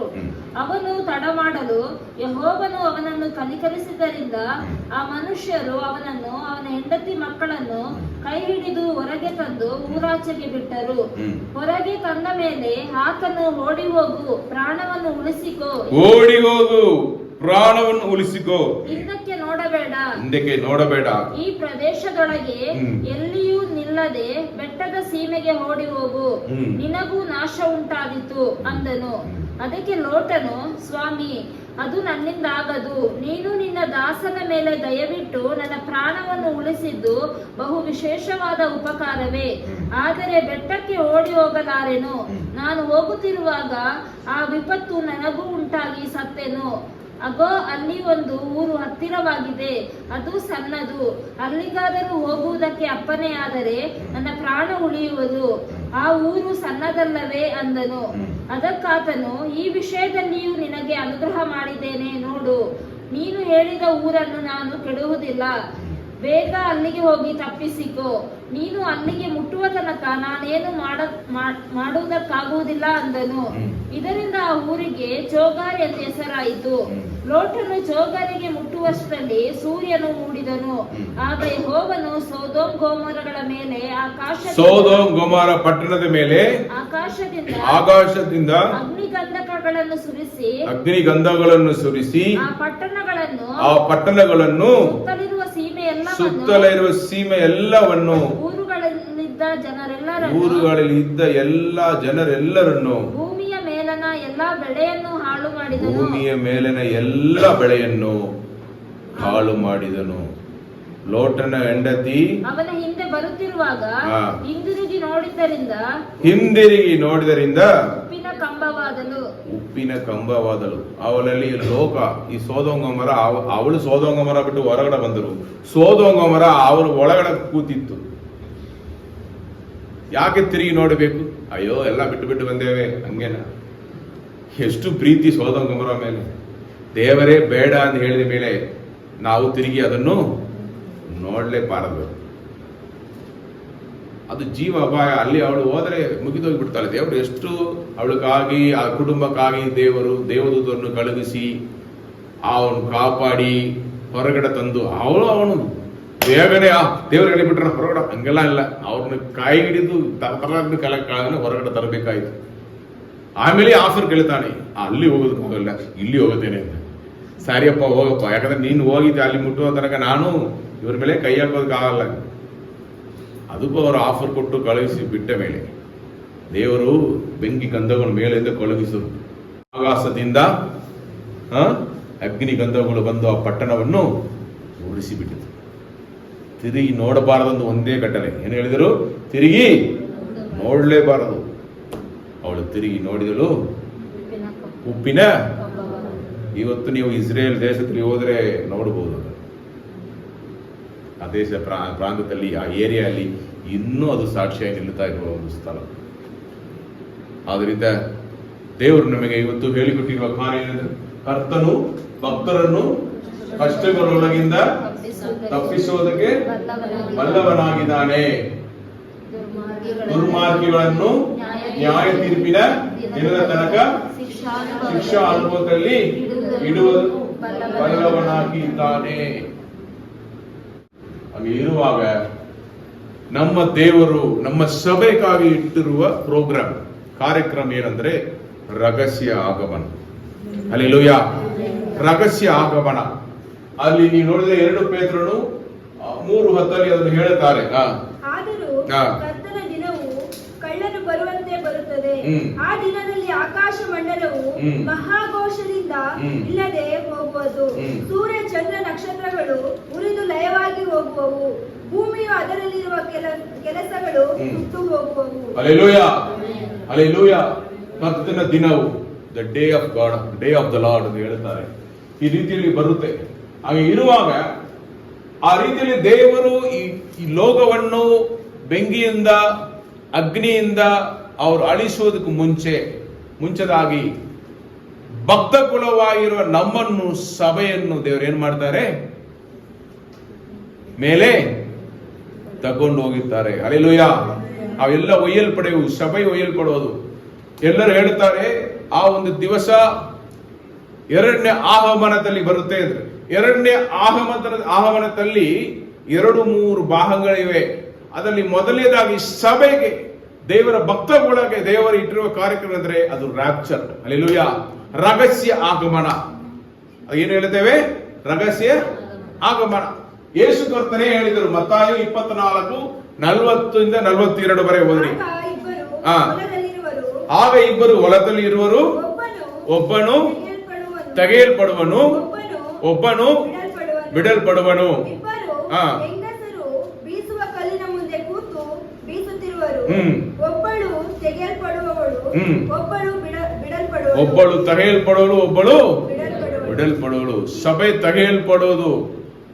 ಸಭೆ ತೆಗೆಯಲ್ಪಡುವಾಗ ಯೇಸು ಕರ್ತನ ರಹಸ್ಯ ಆಗಮನ ಬರುವಾಗ ಅದು ಎಲ್ಲಿದೆ? 1 ಥೆಸಲೋನಿಕವರೆಗೆ ಅಧ್ಯಾಯ 4:16-18 ಓದ್ರಿ. ರಹಸ್ಯ ಆಗಮನ ತುಂಬಾ ಸ್ಪಷ್ಟವಾಗಿ ಬರೆಯಲ್ಪಟ್ಟಿರುವುದು ಅಲ್ಲಿ. ಘೋಷದೊಡನೆಯೂ ಪ್ರಧಾನ ದೂತನ ಶಬ್ದದೊಡನೆಯೂ ದೇವರ ತುತ್ತೂರಿ ಧ್ವನಿಯೊಡನೆಯೂ ಆಕಾಶದಿಂದ ಇಳಿದು ಬರುವನು. ಆಗ ಕ್ರಿಸ್ತನಲ್ಲಿರುವ ಸತ್ತವರು ಮೊದಲು ಎದ್ದು ಬರುವರು. ಈ ಒಂದು ಧ್ವನಿ ಎಲ್ಲರಿಗೂ ಕೇಳಿಸುವುದಿಲ್ಲ. ಮೊದಲನೇದಾಗಿ ಸಮಾಧಿಯಲ್ಲಿ ಇರುವವರಿಗೆ ಕೇಳಿಸ್ತಾ ಇದ್ದು. ಹಲ್ಲೆಲೂಯಾ. ಅವ್ರು ಏನಾಗ್ತಾರೆ? ಸಮಾಧಿಗಳನ್ನು ತೆರೆದು ಪುನರುತ್ಥಾನ ಹೊಂದಿ ಎದ್ದು ಬರುತ್ತಾರೆ. ಯೇಸು ಕರ್ತನು ಪುನರುತ್ಥಾನ ಹೊಂದಿದ ಹಾಗೆ. ಆಮೇಲೆ ಜೀವದಿಂದ ಉಳಿದಿರುವ ಬದುಕುತ್ತಾ ಇರುವ ನಾವಂದರೆ ಕ್ರೈಸ್ತಿಯರು, ಯೇಸುವನ್ನು ಹಿಂಬಾಲಿಸುವವರು ರೂಪಾಂತರ ಹೊಂದಿ ಅಂತರಿಕ್ಷದಲ್ಲಿ ಕರ್ತನನ್ನು ಎದುರುಗೊಳ್ಳುವುದಕ್ಕಾಗಿ ಅವರ ಸಂಗಡನೆ ಮೇಘವಾಹನರಾಗಿ ಪಕ್ಕನೆ ಒಯ್ಯಲ್ಪಡುವರು. ಹಲ್ಲೆಲೂಯಾ. ಇರುವಾಗ ನೋಡಿಕೊಳ್ಳಿ ಈ ರಹಸ್ಯ ಆಗಮನ. ಆ ಒಂದು ಟೈಮ್ ಲೈನ್ ಪಿಕ್ಚರ್ ತೋರಿಸಮ್ಮ. ನೀವು ನೋಡಿದರೆ ಇದು ದಾನಿಯೇಲ ಪುಸ್ತಕದಲ್ಲಿ ಬರೆಯಲ್ಪಟ್ಟಿರುವುದು, ಹೊಸ ನಿಯಮದಲ್ಲಿ ಬರೆಯಲ್ಪಟ್ಟಿರುವುದೆಲ್ಲ ಸೇರಿಸಿ ಇಟ್ಟಿರುವ ಒಂದು ಟೈಮ್ ಲೈನ್. ಇದರಲ್ಲಿ ನೀವು ನೋಡಿದರೆ ಈ ಸಭೆಯ ಕಾಲ, ನೀವು ಹಳೆಯ ಕಾಲದಿಂದ ಬಂದರೆ ಮೊದಲು ಪಾಪ ಇಲ್ಲದ ಒಂದು ಕಾಲ ಇತ್ತು. ಆಮೇಲೆ ಮನುಷ್ಯನು ಪಾಪ ಮಾಡಿ ಬಿತ್ತು ಹೋದನು. ಆ ಸಮಯದಿಂದ ಮೋಸೆ ಕಾಲದವರೆಗೆ ಮನಸ್ಸಾಕ್ಷಿಯ ಕಾಲ ಎಂದು ನಾವು ಹೇಳುತ್ತೇವೆ. ಮನಸ್ಸಾಕ್ಷಿಯಲ್ಲಿ ಒಳ್ಳೆಯದು ಕೆಟ್ಟದ್ದು ಅವ್ರಿಗೆ ಗೊತ್ತಾಯಿತು. ಮನಸ್ಸಾಕ್ಷಿಯಲ್ಲಿ ಅವರು ದೇವರಿಗೆ ಭಯಪಟ್ಟು ನಡೆದರು. ಮೋಶೆ ಕಾಲದಲ್ಲಿ ದೇವರು ಇಸ್ರೇಲ್ ಜನರಿಗೆ ಧರ್ಮಶಾಸ್ತ್ರವನ್ನು ಕೊಟ್ಟರು. ಅದು ಧರ್ಮಶಾಸ್ತ್ರದ ಕಾಲ. ಹಲ್ಲೆಲೂಯಾ.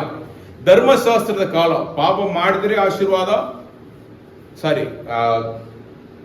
ದೇವರ ಕಟ್ಟಳೆಯನ್ನು ಹಿಂಬಾಲಿಸಿದರೆ ಆಶೀರ್ವಾದ, ಪಾಪ ಮಾಡಿದರೆ ಶಾಪ. ಅದಕ್ಕೊಂದು ಬಲಿ ಉಂಟಾಗುತ್ತದೆ. ಅದು ನಿರಂತರ ಬಲಿ ಅಲ್ಲ, ಶಾಶ್ವತ ಬಲಿ ಬರಲಿಕ್ಕಿದೆ ಎಂದು ಹೇಳಿದರು.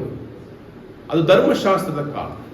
ಯೇಸು ಕರ್ತನೇ ಬಲಿಯಾಗಿ ಬಂದು ನಮ್ಮ ಪಾಪಗಳಿಗಾಗಿ ಅವರು ಬಲಿಯಾಗಿ ಧರ್ಮಶಾಸ್ತ್ರ ಮೇಲೆ ಬರಲಿರುವ ಆ ದಂಡನೆ, ಧರ್ಮಶಾಸ್ತ್ರ ಮುಖಾಂತರ ನಮಗೆ ಮೇಲೆ ಬರಲಿರುವ ದಂಡನೆಯನ್ನು ಅವ್ರೇನು ಮಾಡಿದರು?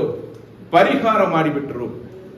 ನಂಬುವರಿಗೆ ಪಾಪ ಕ್ಷಮಾಪಣೆ, ರಕ್ಷಣೆ, ನಿತ್ಯ ಜೀವನ ಉಂಟಾದರಿಂದ ಈ ಒಂದು ಕಾಲವನ್ನು, ದೇವರಾತ್ಮನು ಹೊಂದಿರುವ ವಿಶ್ವಾಸಿಗಳ ಕಾಲವು, ಸಭೆಯ ಕಾಲವನ್ನು ನಾವು ಕೃಪೆ ಕಾಲ ಎಂದು ನಾವು ಕರೀತೇವೆ. ಏನ್ ಕರಿತೇವೆ? ಕೃಪೆ ಕಾಲ ಕರಿತೇವೆ. ಈ ಕೃಪೆ ಕಾಲ ಎಲ್ಲಿ ಮುಗಿಯುತ್ತೆ ಎಂದು ನೀವು ನೋಡಿದರೆ ಅದು ಯಾರಿಗೂ ಗೊತ್ತಿಲ್ಲ. ಅದು ಯಾರಿಗೂ ಗೊತ್ತಿಲ್ಲ. ಆ ದೇವರು ಹೇಗೆ ಬರ್ತಾರೆ?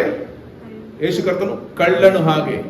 ಕಳ್ಳನು ನಮ್ಗೆ ಮನೆಗೆ ಹೇಳಿಬಿಟ್ಟು ಬರ್ತಾನ, ಸರ್ ರಾತ್ರಿ 10 ಗಂಟೆ ನಿಮ್ಮ ಮನೆಗೆ ಬರ್ತೇನೆ, ಎಲ್ಲ ಟಿವಿ ಎಲ್ಲ ಫ್ರಿಡ್ಜು ಎಲ್ಲ ನಿಮ್ಮ ಒಡವೆಗಳಿರುವ ಎಲ್ಲ ಇದನ್ನು ಓಪನ್ ಮಾಡಿ ಇಟ್ರಿ, ನಾನು ಬಂದು ತಗೊಂಡು ಹೋಗ್ತೇನೆ ಅಂತ ಹೇಳಿದರೆ ನೀವು ಬಾ ಕಣ್ಣು ಅಂತ ಹೇಳಿ ಪೊಲೀಸನ್ನು ನೀವು ಕರೆಸಿ ಅಲ್ಲಿ ನಿಲ್ಲಿಸಿಟ್ಟಿರ್ತೀರಿ. ಅದಕ್ಕೆ ಕಳ್ಳನು ಹೇಳದೆ ಕೇಳದೆ ಬರ್ತಾನೆ, ಹೇಳದೆ ಬರ್ತಾನೆ.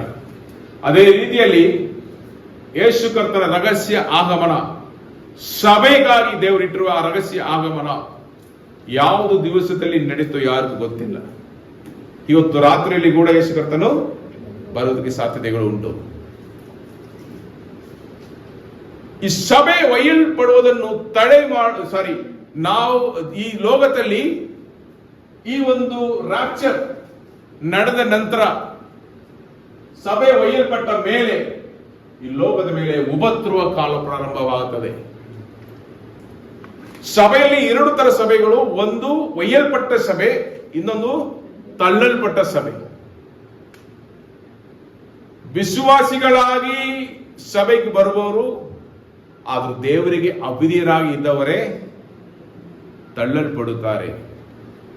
ಪಾಪ ಮಾಡಿ ದೇವರಿಗೆ ದ್ರೋಹಿಗಳಾಗಿ ಅಪವಿತ್ರ ಕಾರ್ಯಗಳನ್ನು ಮಾಡಿ ಅವಿಧೇಯರಾಗಿ ಇರುವವರು ಈ ರಹಸ್ಯ ಆಗಮನದಲ್ಲಿ ಕೈ ಬಿಡಲ್ಪಡುತ್ತಾರೆ.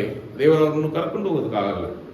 ದೇವರಿಗಾಗಿ ಕಷ್ಟಪಟ್ಟು ತನ್ನನ್ನು ದಕ್ಕಿಸಿಕೊಂಡು ಪಾಪರಹಿತ ಜೀವನ ಜೀವಿಸಿ ದೇವರೊಂದಿಗೆ ಅನ್ಯೋನ್ಯತೆಯಲ್ಲಿ ನಡೆದು ದೇವರ ಸಭೆಗಳಲ್ಲಿ ಪಾಲುಗಾರರಾಗಿದ್ದು ಒಳ್ಳೆಯದನ್ನು ಮಾಡಿ ದೇವರನ್ನು ತೋರಿಸಿ ಬದುಕುವರೇ ನೂತನ ಸೃಷ್ಟಿ. ಅವರು ದೇವರಿಗೆ ವಿಧೇಯರಾಗಿ ಇರುವವರನ್ನು ಏನ್ ಮಾಡ್ತಾರೆ? ದೇವರು ರಹಸ್ಯ ಆಗಮನದಲ್ಲಿ ಎತ್ಕೊಂಡು ಹೋಗಿಬಿಡುತ್ತಾರೆ. ಹಲ್ಲೆಲೂಯಾ. ಆಮೇಲೆ ಉಪದ್ರವ ಕಾಲ ಪ್ರಾರಂಭವಾಗುತ್ತದೆ. ಈ ಉಪದ್ರವ ಕಾಲದಲ್ಲಿ ಕ್ರಿಸ್ತನ ವಿರೋಧಿಯಾಗಿ ಇರುವ ಸೈತಾನನ ಮಗನು, ಅವನು ನಾನೇ ಕ್ರಿಸ್ತ ಎಂದು ಹೇಳಿಕೊಂಡು ಈ ಲೋಕಕ್ಕೆ ಇಳಿದು ಬರ್ತಾನೆ. ಲೋಕದಲ್ಲಿ ದೊಡ್ಡ ಗೊಂದಲ ಉಂಟಾಗುತ್ತದೆ. ಆವಾಗ ಅವನು 10 ದೇಶಗಳನ್ನು ಸೇರಿಸಿಕೊಂಡು ಅಲ್ಲಿ ಯಾವಾಗಲೂ ನಡೆತಾ ಇರುವ ಯಹೂದಿಯರಿಗೂ ಇದರ ದೇಶಗಳಿಗಿರುವ ಯುದ್ಧವನ್ನು ಅವನು ನಿಲ್ಲಿಸಿ ಸಮಾಧಾನವನ್ನು ಉಂಟು ಮಾಡಿ ತನ್ನ ರಾಜ್ಯವನ್ನು ಸ್ಥಾಪಿಸುವನು. ಆ 10 ದೇಶದವರು ರಾಜ್ಯವನ್ನು ಅವರ ಕೈಯಲ್ಲಿ ಕೊಡುವರು. ಅಲ್ಲಿ ಉಪದ್ರವ ಕಾಲ ಪ್ರಾರಂಭವಾಗುತ್ತದೆ. ಅವನು ಮೊದಲು ಯಾರ ಮೇಲೆ ಕೈ ಹಾಕುತ್ತಾನೆ ಎಂದು ನೋಡಿದರೆ ತಳ್ಳಲ್ಪಟ್ಟ ಸಭೆಯಲ್ಲಿ ಬಿತ್ತೋಗಿರುವ ವಿಶ್ವಾಸಿಗಳು. ಅವರಿಗೆ ಒಂದು ಅವಕಾಶ ದೇವರು ಕೊಟ್ಟಿದ್ದಾರೆ. ಅದೇನೆಂದರೆ ಅವರು ಆ ಕಾಲದಲ್ಲಿ ಒಂದೇ ಒಂದು ಬ್ಯಾಬಿಲೋನ್ ತರ ಇರುವುದು. ಈ ಕಾಲದಲ್ಲಿ ಆಧಾರ್ ಕಾರ್ಡ್ ಇರುವ ಹಾಗೆ ಆ ಕಾಲದಲ್ಲಿ ಒಂದು ಕಾರ್ಡೋ ಏನೋ ಕೈಯಲ್ಲಿ ಚಿಪ್ಪು ಹಾಕ್ತಾರೆ. ಯಾರದನ್ನು ಸ್ವೀಕರಿಸಿಕೊಂಡು ಯೇಸು ಕರ್ತನು ದೇವರು ಇಲ್ಲ ನಾನು ಯೆಹೋವ ದೇವರನ್ನು ಏನು ಮಾಡ್ತಾನೆ ತಿರಸ್ಕರಿಸ್ತೇನೆ ಎಂದು ಹೇಳುವವರನ್ನು ಅಲ್ಲಿ ಸೇರಿಸಿಕೊಳ್ತಾರೆ. ಯಾರು ಇನ್ನೂ ಯೇಸು ಕರ್ತನನ್ನು ನಂಬುತ್ತೇನೆ ಎಂದು ಹೇಳ್ತಾರ ಅವರನ್ನು ಏನು ಮಾಡ್ತಾನೆ? ಸಾಯಿಸಿಬಿಡ್ತಾನೆ. ಆ ರೀತಿಯಲ್ಲಿ ರಕ್ತ ಸಾಕ್ಷಿಯಾಗಿ ಜೀವ ಕೊಡುವವರಿಗೆ 2ನೇ ಅವಕಾಶ ಸಿಗುತ್ತೆ. ಹಲ್ಲೆಲೂಯಾ. ಈ ಕಾಲದಲ್ಲಿಯೇ ಅಲ್ಲಾಡಿ ಬಿಡ್ತಾರೆ ನಮ್ಮ ವಿಶ್ವಾಸಿಗಳು. ಸೈತಾನ್ ಬಂದು ಅವನಿಗೆ ತಲೆ ಕೊಡಬೇಕು ಅಂತ ಪರಿಸ್ಥಿತಿ ಬಂದರೆ ಅಯ್ಯೋ ಸೈತಾನ್ ನೀನೇ ದೇವರನ್ನ ಹೇಳಿಬಿಡ್ತಾನೆ. ಅದಕ್ಕೆ ತಳ್ಳಲ್ಪಟ್ಟ ಸಭೆಯಲ್ಲಿ ಪಾಲುಗಾರರಾಗಿರುವುದಕ್ಕಾಗಿ ದೇವರನ್ನು ಆರಿಸಿಕೊಂಡಿಲ್ಲ. ಉಪದ್ರವ ಕಾಲ ಪ್ರಾರಂಭ 3.5 ವರ್ಷ ಆದ ಮೇಲೆ ಮಹಾ ಉಪದ್ರವ ಕಾಲ. ಅದು ಎಲ್ಲಿ 3.5 ವರ್ಷ ಮುಗಿತಂದ್ರೆ ಇಲ್ಲಿ 3 ವರ್ಷ ಮುಗಿಯುವಾಗ ರಕ್ತ ಸಾಕ್ಷಿಗಳಾಗಿ ಪ್ರಾಣ ಕೊಡುವ ಎಲ್ಲಾ ಆ ತಳ್ಳಲ್ಪಟ್ಟ ಸಭೆಯಲ್ಲಿ ಇರುವವರನ್ನು ಕರಕೊಂಡು ಬರುವುದಕ್ಕೆ ಯೇಸು ಕರ್ತನು ತಿರುಗಾ ಅವರು ಬರ್ತಾರೆ. ರಹಸ್ಯವಾಗಿ ಅವರನ್ನು ಎತ್ಕೊಂಡು ಹೋಗುತ್ತಾರೆ. ಈ ಒಂದು ಮಧ್ಯಭಾಗದಲ್ಲಿ ಸೈತಾನನು ಯೆರೂಸಲೇಮ್ ದೇವಾಲಯವನ್ನು ಕಟ್ಟಿಕೊಡುತ್ತಾನೆ. ದಾನಿಯೇಲು ಪ್ರವಾದನೆ ಪುಸ್ತಕದಲ್ಲಿ ಬರೆದಿರುವ ಪ್ರಕಾರ ಆ ದೇವಾಲಯದ ಆ ಮಹಾಪರಿಶುದ್ಧ ಪ್ರಕಾರದಲ್ಲಿ ಹೋಗಿ ಕೂತ್ಕೊಂಡು ತನ್ನನ್ನು ದೇವರೆಂದು ತೋರಿಸಿಕೊಳ್ಳುತ್ತಾನೆ. ಎಸಗ ಕಾರ್ಯವನ್ನು ಮಾಡುವಾಗ ಅಲ್ಲಿ ಇರುವ ಯಹೂದಿಯರಿಗೆ ಗೊತ್ತಾಗುತ್ತದೆ ಇವನು ದೇವರ ಅಲ್ಲ. ಈ ಒಂದು ವಿಷಯವನ್ನು ಅವರಿಗೆ ತಿಳಿಸುವರು. ಆಕಾಶದಿಂದ ಮನುಷ್ಯನ ರೂಪದಲ್ಲಿ ಇಳಿದು ಬರುವ ಯಾರು? ಇಬ್ಬರು ಪ್ರವಾದಿಗಳು ತೀರಿ ಹೋಗಿಲ್ಲ ಹೇಳಿರಿ. ಒಬ್ಬನು ಏನೋಕು, ಎಲಿಯನು. ಇಬ್ಬರು ಇಳಿದು ಬಂದು ಏನ್ ಮಾಡ್ತಾರೆ? ಅವರಿಗೆ ಪ್ರಸಂಗ ಮಾಡಿ ತಿಳಿಸ್ತಾರೆ. ಅವರನ್ನು ಅವನು ಮಹಾ ಉಪದ್ರವ ಕಾಲದಲ್ಲಿ ಏನ್ ಮಾಡ್ತಾನೆ? ಸಾಯಿಸಿ ಯೆರೂಸಲೇಮಲ್ಲಿ ಆ ನೆಲದ ಮೇಲೆ ಬಿಡುತ್ತಾನೆ. ಇವರೆಲ್ಲ ಕೂತಿರ್ತಾರೆ ಸುತ್ತಲೂ. ಯಾಕಂದ್ರೆ ಆ ದೇವರ ಆತ್ಮವನ್ನು ಇಳಿದು ಬಂದು ಅವರು ಒಯ್ಯಲ್ಪಡ್ತಾರೆ ಎಂದು ಕಾಯ್ತಾ ಇದ್ದಾರೆ. ಅದೇ ರೀತಿಯಲ್ಲಿ 3ನೇ ದಿವಸದಲ್ಲಿ ದೇವರ ಆತ್ಮನು ಇಳಿದು ಬಂದು ಅವರು ಜೀವಂತರಾಗಿ ಬಂದು ಒಯ್ಯಲ್ಪಡುತ್ತಾರೆ. ಅದನ್ನು ನೋಡಿ ಯೆಹೂದ್ಯರಿಗೆ ಏನ್ ಬೇಕು? ಗುರುತು ಬೇಕು. ಆ ಗುರುತನ್ನು ನೋಡಿದ ತಕ್ಷಣ ಬಿತ್ತು ಅವರು ದೇವರನ್ನು ಸ್ವೀಕರಿಸ್ತಾರೆ. ಬಿಡ್ತಾನ ಸುಮ್ಮನೆ ಯುದ್ಧ ಪ್ರಾರಂಭವಾಗುತ್ತದೆ. ಆ ಯುದ್ಧದಲ್ಲಿ 3.5 ವರ್ಷ ಮುಗಿದ ಮೇಲೆ ದೇವರು ಸ್ಪಷ್ಟವಾಗಿ 2ನೇ ಆಗಮನದಲ್ಲಿ ಸಭೆ ಒಯ್ಯಲ್ಪಟ್ಟಿದ್ದೆಲ್ಲ ಈ ವಿಶ್ವಾಸಿಗಳು ರೂಪಾಂತರ ಹೊಂದಿರ್ತಾರಲ್ಲ ಅವರೆಲ್ಲ ಕರ್ಕೊಂಡು ದೇವರು 2ನೇ ಆಗಮನದಲ್ಲಿ ಸ್ಪಷ್ಟವಾಗಿ ಯುದ್ಧಕ್ಕೆ ಬರ್ತಾರೆ. ಅಲ್ಲಿ ಸೈತಾನನ್ನು ಬಂಧಿಸಿ 1,000 ವರ್ಷ ಅವನನ್ನು ಸೆರೆಯಲ್ಲಿ ಹಾಕಿ 1,000 ವರ್ಷ ದೇವರ ಮೇಲೆ ಆಳ್ವಿಕೆ ಮಾಡುವರು.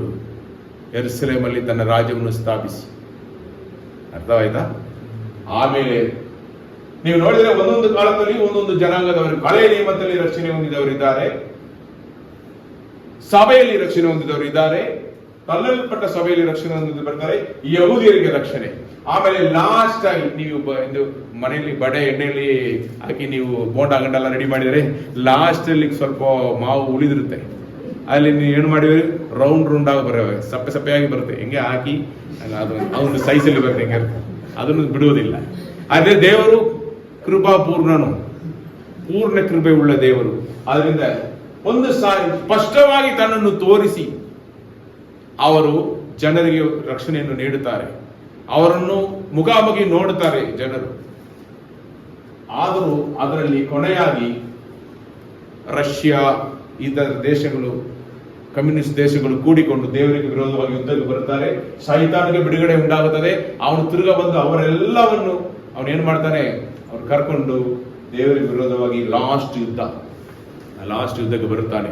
ಗೋಗ್ ಮಾಗಲ್ಲಿ ಆ ಯುದ್ಧದಲ್ಲಿ ದೇವರು ಏನ್ ಮಾಡ್ತಾರೆ? ಅವನನ್ನು ಬಾಯಿಂದ ಹೊರಡುವ ಬೆಂಕಿಯಿಂದ ನಾಶ ಮಾಡಿ ಅವನ ಜೊತೆಯಲ್ಲಿ ಇವ್ರನ್ನು ಕಳುಹಿಸ್ತಾರೆ. ನ್ಯಾಯ ತೀರ್ಪು ಉಂಟಾಗುತ್ತದೆ. ಆ ನ್ಯಾಯ ತೀರ್ಪು ಮುಗಿದ ಮೇಲೆ ಸೈತಾನವು ಅವನ ಜೊತೆಯಲ್ಲಿ ಇದ್ದವರು ಮನುಷ್ಯರಲ್ಲಿ ಪಾಪ ಮಾಡಿದವರಲ್ಲ ನರಕ ಕಳುಹಿಸಿದ ಮೇಲೆ ನೂತನ ಆಕಾಶವು, ನೂತನ ಭೂಮಿ, ನೂತನ ಯೆರೂಸಲೇಮ್, ಚಿಯೋನ್. ಇದರಲ್ಲಿ ನನಗೆ ದೇವರು ತಿಳಿಸಿದ್ರು. ನೀವು ಸತ್ಯವೇದದಲ್ಲಿ ನೋಡಕ್ಕಾಗಲ್ಲ. ನಾವು ತುಂಬಾ ವರ್ಷಗಳು ಉಪವಾಸ ಮಾಡಿಕೊಂಡು ಪ್ರಾರ್ಥನೆ ಮಾಡುವಾಗ ತಿಳಿಸಿದ್ರು. ನೂತನ ಆಕಾಶದಲ್ಲಿ ಹಳೆಯ ನಿಯಮದ ವಿಶ್ವಾಸಿಗಳು ಇರುವರು, ನೂತನ ಯೆರೂಸಲೇಮಲ್ಲಿ ಹೊಸ ನಿಯಮದ ವಿಶ್ವಾಸಿಗಳು ಇರುವರು, ನೂತನ ಭೂಮಿಯ ಮೇಲೆ ಈ ಲಾಸ್ಟ್ ಅಲ್ಲಿ ರಕ್ಷಣೆ ಹೊಂದಿದರಲ್ಲ ಅವರು ಇರುವರು, ಚಿಯೋನಲ್ಲಿ ಸೇವಕರು ಆರಿಸಲ್ಪಟ್ಟವರು ಇರುವರು. ಈ ರೀತಿಯಲ್ಲಿ ದೇವರು ಅವರ ಮಧ್ಯದಲ್ಲಿ, ಆಮೇಲೆ ಸೂರ್ಯನು ಇರುವುದಿಲ್ಲ, ಚಂದ್ರನು ಇರುವುದಿಲ್ಲ. ದೇವರೇ ಅವರಿಗೆ ಬೆಳಕ ಇರುವರು. ಮರಣ ಇಲ್ಲ, ಕಷ್ಟ ಇಲ್ಲ, ಸಮಸ್ಯೆ ಇಲ್ಲ, ಕನಿಲ್ಲ. ನಿತ್ಯ ಕಾಲ ಅವರೊಂದಿಗೆ ನಾವು ಇದೇ ನಿಜವಾದ ಟೈಮ್ ಲೈನ್. ಹಾಗೆ ಇರುವಾಗ ಈ ರೀತಿಯಲ್ಲಿ ದೇವರು ನಮಗಾಗಿ ಪ್ರಾಣ ಕೊಟ್ಟು ಎಲ್ಲವನ್ನು ಮಾಡಿ ಮುಗಿಸಿದ್ದಾರೆ. ನಾವು ರಕ್ಷಣೆ ಹೊಂದಿದವರಾಗಿದ್ದೇವೆ. ದೇವರ ಆತ್ಮನ ಸಹಾಯದಿಂದ ನಾವು ಪರಿಶುದ್ಧರಾಗಿ ಬದುಕುವುದಕ್ಕೆ ಸಾಧ್ಯತೆಗಳು 100% ಉಂಟು. ಹಲ್ಲೆಲೂಯಾ. ಯಾರು ಇನ್ನು ನಾನು ಪಾಪವನ್ನು ಜಯಿಸುವುದಕ್ಕಾಗಲ್ಲ, ಇನ್ನು ನಾನು ಒಳ್ಳೆ ಸ್ವಭಾವ ಉಳ್ಳವನಾಗಿಲ್ಲ ಅಂತ ಹೇಳಿದ್ರೆ ಅದಕ್ಕೆ ಸಭೆ ಕೊಟ್ಟಿದ್ದಾರೆ. ನೀತಿ ಬೋಧನೆಗಳು ಇಲ್ಲಿ ಸಿಗುತ್ತೆ. ನೀವು ಸಭೆಯಲ್ಲಿ ಪಾಲುಗಾರ ಇರಬೇಕು, ಸತ್ಯವೇದವನ್ನು ಧ್ಯಾನಿಸಬೇಕು, ದೇವರನ್ನು ಆರಾಧಿಸಬೇಕು. ನೀವು ನಿಮ್ಮನ್ನು ಶುದ್ಧೀಕರಿಸಿಕೊಂಡು ಬೇರ್ಪಡಿಸಿಕೊಂಡು ನೀವು ಪವಿತ್ರ ಜೀವನವನ್ನು ಜೀವಿಸರಾಗಿರಬೇಕು. ಹಲ್ಲೆಲೂಯಾ. ಆದ್ರಿಂದ ಅವ್ರು ಹೇಳ್ತಾರೆ, 2 ಪೇತ್ರನು ಅಧ್ಯಾಯ 3:14 ಓದಿರಿ. ನೀವು ಇವುಗಳನ್ನು ಎದುರು ನೋಡುವರಾಗಿರುವುದರಿಂದ ಶಾಂತರಾಗಿದ್ದು ಆತನೆದುರಿನಲ್ಲಿ ನಿರ್ಮಲರಾಗಿಯೂ ನಿರ್ದೋಷಿಗಳಾಗಿಯೂ ಕಾಣಿಸಿಕೊಳ್ಳುವುದಕ್ಕೆ ಪ್ರಯಾಸ ಪಡಿರಿ. ಹಲ್ಲೆಲೂಯ. ಇನ್ನೊಂದು ವಾಕ್ಯ ಕೂಡ ನೀವು ನೋಡಿ, 11ನೇ ವಾಕ್ಯ ಕೂಡ ಓದ್ರಿ. ಇವೆಲ್ಲವುಗಳು ಹೀಗೆ ಲಯವಾಗಿ ಹೋಗುವುದರಿಂದ ನೀವು ದೇವರ ದಿನದ ಪ್ರತ್ಯಕ್ಷತೆಯನ್ನು ಎದುರು ನೋಡುತ್ತಾ ಹಾರೈಸುತ್ತಾ ಎಷ್ಟೋ ಪರಿಶುದ್ಧವಾದ ನಡವಳಿಕೆಯು ಭಕ್ತಿಯು ಉಳ್ಳವರಾಗಿರಬೇಕಲ್ಲ. ಎಷ್ಟು ಪರಿಶುದ್ಧ ಬೇಕು, ಎಷ್ಟು ನಾವು ದೇವರನ್ನು ಇದರಲ್ಲಿ ತೋರಿಸುವರಾಗಿ ಬದುಕಬೇಕು. ಹಲ್ಲೆಲೂಯ. ಈ ಲೋಕದಲ್ಲಿ ಇರುವ ಎಲ್ಲರಿಗೂ ಸ್ವಾರ್ಥ ಸಾರಲ್ಪಡುತ್ತೆ. ಇವತ್ತು ಎಲ್ಲ ಕಡೆಗೂ ಸ್ವಾರ್ಥ ಸಾರಲ್ಪಡುತ್ತೆ. ಎಲ್ಲರೂ ದೇವರನ್ನು ಸ್ವೀಕರಿಸಿಕೊಳ್ತಾರ? ಅಲ್ಲರಿ. ಆರಿಸಲ್ಪಟ್ಟವರು, ಕರೆಯಲ್ಪಟ್ಟವರು, ಸ್ವಯಂ ದೇವರಿಗೆ ಒಪ್ಪಿಸಿಕೊಡೋರು ಇದ್ದಾರೆ. ಇರುವಾಗ ನಿಮಗೆ ಈ ಬಾಕಿ ಸಿಕ್ಕಿದ್ದ, ನೀವು ಧನ್ಯರೇ. ಹಲ್ಲೆಲೂಯ. ಹಾಗೆ ಇರುವಾಗ ನಾವು ಈ ಲೋಕದಲ್ಲಿ ಬದುಕ್ತಾ ಇರುವ ಜೀವಮಾನವಲ್ಲ, ದುಷ್ಟತನವು ಪಾಪವು ತುಂಬಿರುವ ಈ ಲೋಕದಲ್ಲಿ ಬದುಕುತ್ತಾ ಇರುವ ಜೀವಮಾನವಲ್ಲ. ಒಂದು ವೇಳೆ ನೀವು ಒಂದು ಕಾಲೇಜಲ್ಲಿ ಓದ್ತಾ ಇರ್ಬೋದು, ಒಂದು ಸ್ಕೂಲಲ್ಲಿ ಇರ್ಬೋದು, ಒಂದು ಕೆಲಸ ಮಾಡುವ ಆಫೀಸಲ್ಲಿ ಇರ್ಬೋದು, ಗವರ್ಮೆಂಟ್ ಆಫೀಸ್ ಇರ್ಬೋದು, ಸರ್ಕಾರದಲ್ಲಿ ನೀವು ಕೆಲಸ ಮಾಡೋರಾಗಿರ್ಬೋದು, ಎಲ್ಲಿ ನೀವು ಕೆಲಸ ಮಾಡುವವರಾಗಿ ಇದ್ದರೂ ಅಲ್ಲಿ ನೀವು ಬೇರ್ಪಡಿಸಲ್ಪಟ್ಟ ಜೀವನ ಜೀವಿಸಬೇಕು. ಹಲ್ಲೆಲೂಯ. ದೇವರಕ್ಕಾಗಿ ಬದುಕೋರು ಅಂತ ನಾವು ಬಂದ್ರೆ ನಮಗೂ ಅವ್ರಿಗೂ ಸಂಬಂಧ ಇಲ್ಲ. ಅರ್ಥ ಮಾಡಿಕೊಳ್ಳಿರಿ. ಅವ್ರು ಮಾಡುವ ಪಾರ್ಟಿಗಳು, ಅವ್ರು ಆಡುವ ಆಟ, ಅವ್ರು ಆಡುವ ಸಿನಿಮಾ ಹಾಡುಗಳು, ನಾವು ಬಾಧ್ಯರಾಗಿ ಇದ್ರೆ ನಮಗೂ ಅವ್ರಿಗೆ ಏನು ವ್ಯತ್ಯಾಸ ಇದೆ? ನಾವು ಒಂದೊಂದು ಸಭೆಯಲ್ಲಿ ನಾವು ಹೇಳಿಕೊಡ್ತೇವೆ. ಒಂದ್ ವೇಳೆ ಅದು ದ್ವೇಷ, ನನ್ನ ಮೇಲೆ ದ್ವೇಷ ಬರುತ್ತೆ, ನೀವು ಅಲ್ಲಿ ಹೋಗಿ ಎಣ್ಣೆ ಹೊಡಿಬಾರ್ದು, ಅಲ್ಲಿ ಹೋಗಿ ಇದನ್ನ ಮಾಡಬಾರ್ದು, ಅದು ಮಾಡಬಾರ್ದು. ನೇನು ನನಗಾಗಿ ಹೇಳ್ತೇನಾ? ನಾವು ಪರಲೋಕ ರಾಜ್ಯದಲ್ಲಿ ಹೋಗಿ ಸೇರಬೇಕು. ನಾವು ಆ ರಹಸ್ಯ ಆಗಮನದಲ್ಲಿ ದೇವರು ಬರುವಾಗ ಒಯ್ಯಲ್ಪಡಬೇಕು. ಆವಾಗ ಕೂತ್ಕೊಂಡು ಅಯ್ಯಯ್ಯೋ ಅವ್ರು ಹೇಳಿದ್ರಲ್ಲ, ನಾವು ಬಿಟ್ಟು ಹೇಳಿದ್ರೆ ನಾವು ಎಲ್ಲಿ ಹೋಗಿ ಸೇರುವೆವು? ನಾನು ನಿಮಗೋಸ್ಕರ ಮಾತನಾಡ್ತಾ ಇದ್ದೇನೆ. ಹಲ್ಲೆಲೂಯ. ನಾವು ಬೇರ್ಪಡಿಸಲ್ಪಟ್ಟ ಜೀವನ ಜೀವಿಸಬೇಕು. ಲೋಟನು ಆ ಬಾಗಿಲಲ್ಲಿ ಕೂತಿದನು, ಒಳಗಡೆ ಅವನಿಗೆ ಹೋಗೋದಕ್ಕೆ ಇಷ್ಟ ಇಲ್ಲ. ಯಾಕಂದ್ರೆ ದಿನ ಅವನು ಅಲ್ಲಿ ನಡೀತಾ ಇರುವ ಆ ದುಷ್ಟತನವನ್ನು ನೋಡಿ ಅವನ ಮನಸ್ಸು ನೊಂದು ಹೋಯಿತು. ಅದರಲ್ಲಿ ಇರುವ ವಾಕ್ಯವನ್ನು ನೀವು ಓದಿ ಗೊತ್ತಾದ 2 ಪೇತ್ರನ ಅಧ್ಯಾಯ 2:7 ವಾಕ್ಯ. ಆದರೆ ಆ ಅಧರ್ಮಿಗಳ ನಾಚಿಕೆಗೆಟ್ಟ ನಡತೆಗೆ ವೇದನೆಗೊಂಡಿದ್ದ ನೀತಿವಂತನಾದ ಲೋಟನನ್ನು ತಪ್ಪಿಸಿದನು. ಹಂಗಾದ್ರೆ ಅಧರ್ಮಿಗಳ ನಾಚಿಕೆಟ್ಟ ನಡತೆಗೆ ವೇದನೆ ಉಂಟಾಯಿತು ಅವನಿಗೆ. ಅದನ್ನು ನೋಡಿ ನೋಡಿ ನೋಡಿ ನೋಡಿ ಮನಸ್ಸು ನೋವು. ಯಾವಾಗ ನಮಗೆ ಇಲ್ಲಿಂದ ಬಿಡುಗಡೆ? ನಾನು ತಪ್ಪಾಗಿ ಆರಿಸಿಕೊಂಡಿರುವ ಸ್ಥಳ, ನನ್ನ ಮಕ್ಕಳ ಭವಿಷ್ಯ ಏನಾಗುತ್ತದೋ, ಈ ಒಂದು ದುಷ್ಟ ಲೋಕದಲ್ಲಿ ಬದುಕುತ್ತಾ ಇದ್ದೇವಲ್ಲ ಅಂತ ಭಯ ಅವನಿಗೆ, ಮನಸ್ಸು ನೋವು. ನಾನು ಆರಿಸಿಕೊಂಡು ತಪ್ಪು. ಆದರೂ ಅವನಿಗಾಗಿ ಪ್ರಾರ್ಥನೆ ಮಾಡುವ ಒಬ್ಬ ಸಂಬಂಧಿಗನಿದ್ದನು. ಹಲ್ಲೆಲೂಯ. ಅವನಿಗಾಗಿ ಮಧ್ಯಸ್ಥ ಪ್ರಾರ್ಥನೆ ಮಾಡು. ನೀವು ನಿಮ್ಮ ಮಕ್ಕಳಿಗಾಗಿ, ನಿಮ್ಮ ಮಕ್ಕಳ ಭವಿಷ್ಯಕ್ಕಾಗಿ, ನಿಮ್ಮ ಸಂಬಂಧಿಕರಿಗಾಗಿ, ಒಂದು ವೇಳೆ ಅವರ ಬಗ್ಗೆ ತಪ್ಪಾಗಿ ಏನಾದರೂ ನಿಮಗೆ ನ್ಯೂಸ್ ಬಂದ್ರೆ ಅವರನ್ನು ಟೀಕಿಸದೆ ಅವ್ರಿಗೋಸ್ಕರ ಪ್ರಾರ್ಥನೆ ಮಾಡಿರಿ. ಅಬ್ರಹಾಮನ ಲೋಟನಿಗಾಗಿ ಪ್ರಾರ್ಥನೆ ಮಾಡಿದರಿಂದಲೇ ಲೋಟನ ಕುಟುಂಬವನ್ನು ದೇವರು ಅಲ್ಲಿಂದ ಕಾಪಾಡಿದರು, ರಕ್ಷಿಸಿದರು. ಹಲ್ಲೆಲೂಯ. ನೀವು ನಿಮ್ಮ ಮಕ್ಕಳಿಗಾಗಿ, ನಿಮ್ಮ ಕುಟುಂಬಕ್ಕಾಗಿ, ನಿಮ್ಮ ಸಂಬಂಧಿಕರಿಗೋಸ್ಕರ, ನಿಮ್ಮ ಫ್ರೆಂಡ್ಸ್ಗೋಸ್ಕರ ನೀವು ಮೊಳಗಳಲ್ಲಿ ನಿಂತು ಕಣ್ಣೀರಾಕಿ ಪ್ರಾರ್ಥಿಸಲೇಬೇಕು.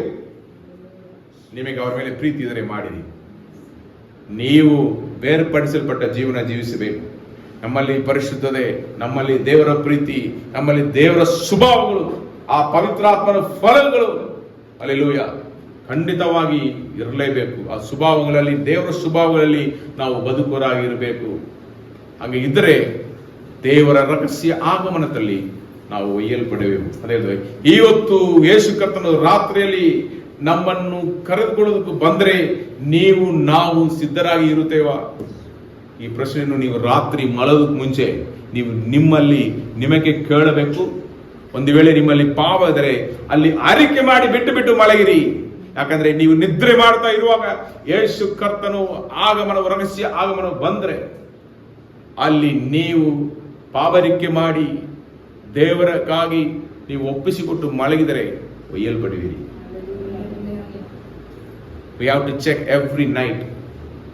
We have to test ourselves every night. ದೇವರಿಗೆ ಮೆಚ್ಚುಗೆಯಾಗಿ ಬದುಕುತ್ತೇವಾ? ಇವತ್ತು ರಾತ್ರಿ ಯೇಸು ಕರ್ತರು ಬಂದ್ರೆ ಏನಾಗುತ್ತೆ? ಈ ಒಂದು ಭಯ, ಕರ್ತನ ಭಯ ನಮ್ಮಲ್ಲಿ ಇರಬೇಕು.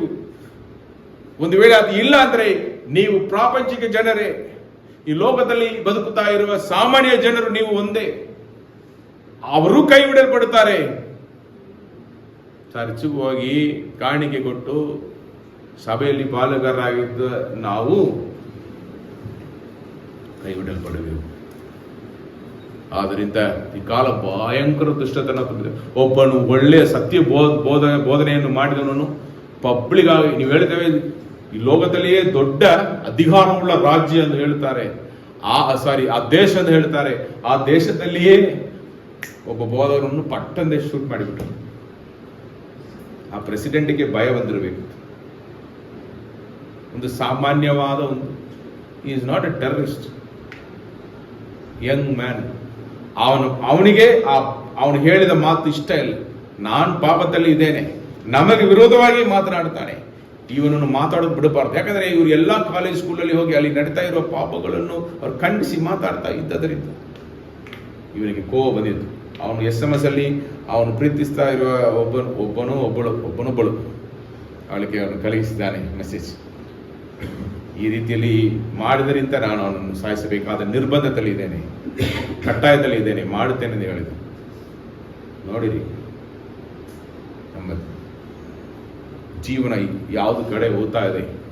ಈ ಕಾಲದಲ್ಲಿ ಒಂದು ಮೊಬೈಲ್ ಫೋನ್ ಸಾಕು. ನಾನು ಹೇಳ್ತೇನೆ, ಎಷ್ಟು ದುಷ್ಟವಾದ ಕಾರ್ಯಗಳು ಅಲ್ಲಿ ಬರ್ತಾ ಇದೆ ಗೊತ್ತಾ? ಹೊಸದಾಗಿ ಅಪ್ಲಿಕೇಶನ್.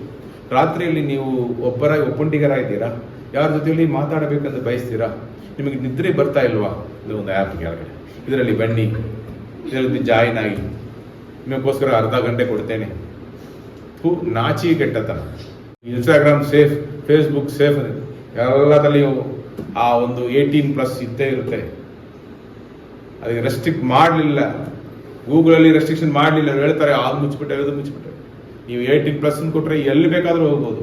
ಚಿಕ್ಕ ಮಕ್ಕಳಿಗೆ ಗೊತ್ತಿಲ್ಲ, ಹೋಗಿಬಿಡ್ತಾರೆ. ನಾನು ಹೇಳ್ತೇನೆ, ಸೋದೋಮ್ ಗೊಮರ ನಮ್ಮ ಮಧ್ಯದಲ್ಲಿ ಇರುವುದರಿಂದ ಆ ಸೋದೋಮ್ ಗೊಮರ ಅಲ್ಲಿ ಪಾಲುಗಾರರಾಗಿ ನಾವು ಇಲ್ಲದೆ ಬೇರ್ಪಡಿಸಲ್ಪಟ್ಟ ಜೀವನವನ್ನು ನಾವು ಜೀವಿಸುವುದಕ್ಕಾಗಿ ಆರಿಸಲ್ಪಟ್ಟ ಜನ ನಾವು. ಹಲ್ಲೆಲೂಯಾ. ಅದನ್ನು ಯೇಸು ಕರ್ತನು ಮೊದಲೇ ಹೇಳಿಬಿಟ್ರು. ಎಲ್ಲಿ ಹೇಳಿದರು? ಪೌಲನು ಬರೆದ ಪತ್ರಿಕೆ, ಎಫೆಸದವರಿಗೆ ಬರೆದ ಪತ್ರಿಕೆ ಅಧ್ಯಾಯ 1:3 ವಾಕ್ಯವನ್ನು ಓದಿರಿ. ನಮ್ಮ ಕರ್ತನಾದ ಯೇಸು ಕ್ರಿಸ್ತನ ದೇವರು ತಂದೆಯೂ ಆಗಿರುವ ಆತನಿಗೆ ಸ್ತೋತ್ರ. ಆತನು ಪರಲೋಕದಲ್ಲಿನ ಸಕಲ ಆತ್ಮೀಯ ವರಗಳನ್ನು ನಮಗೆ ಕ್ರಿಸ್ತ ಯೇಸುವಿನಲ್ಲಿ ಅನುಗ್ರಹಿಸಿದ್ದಾನೆ.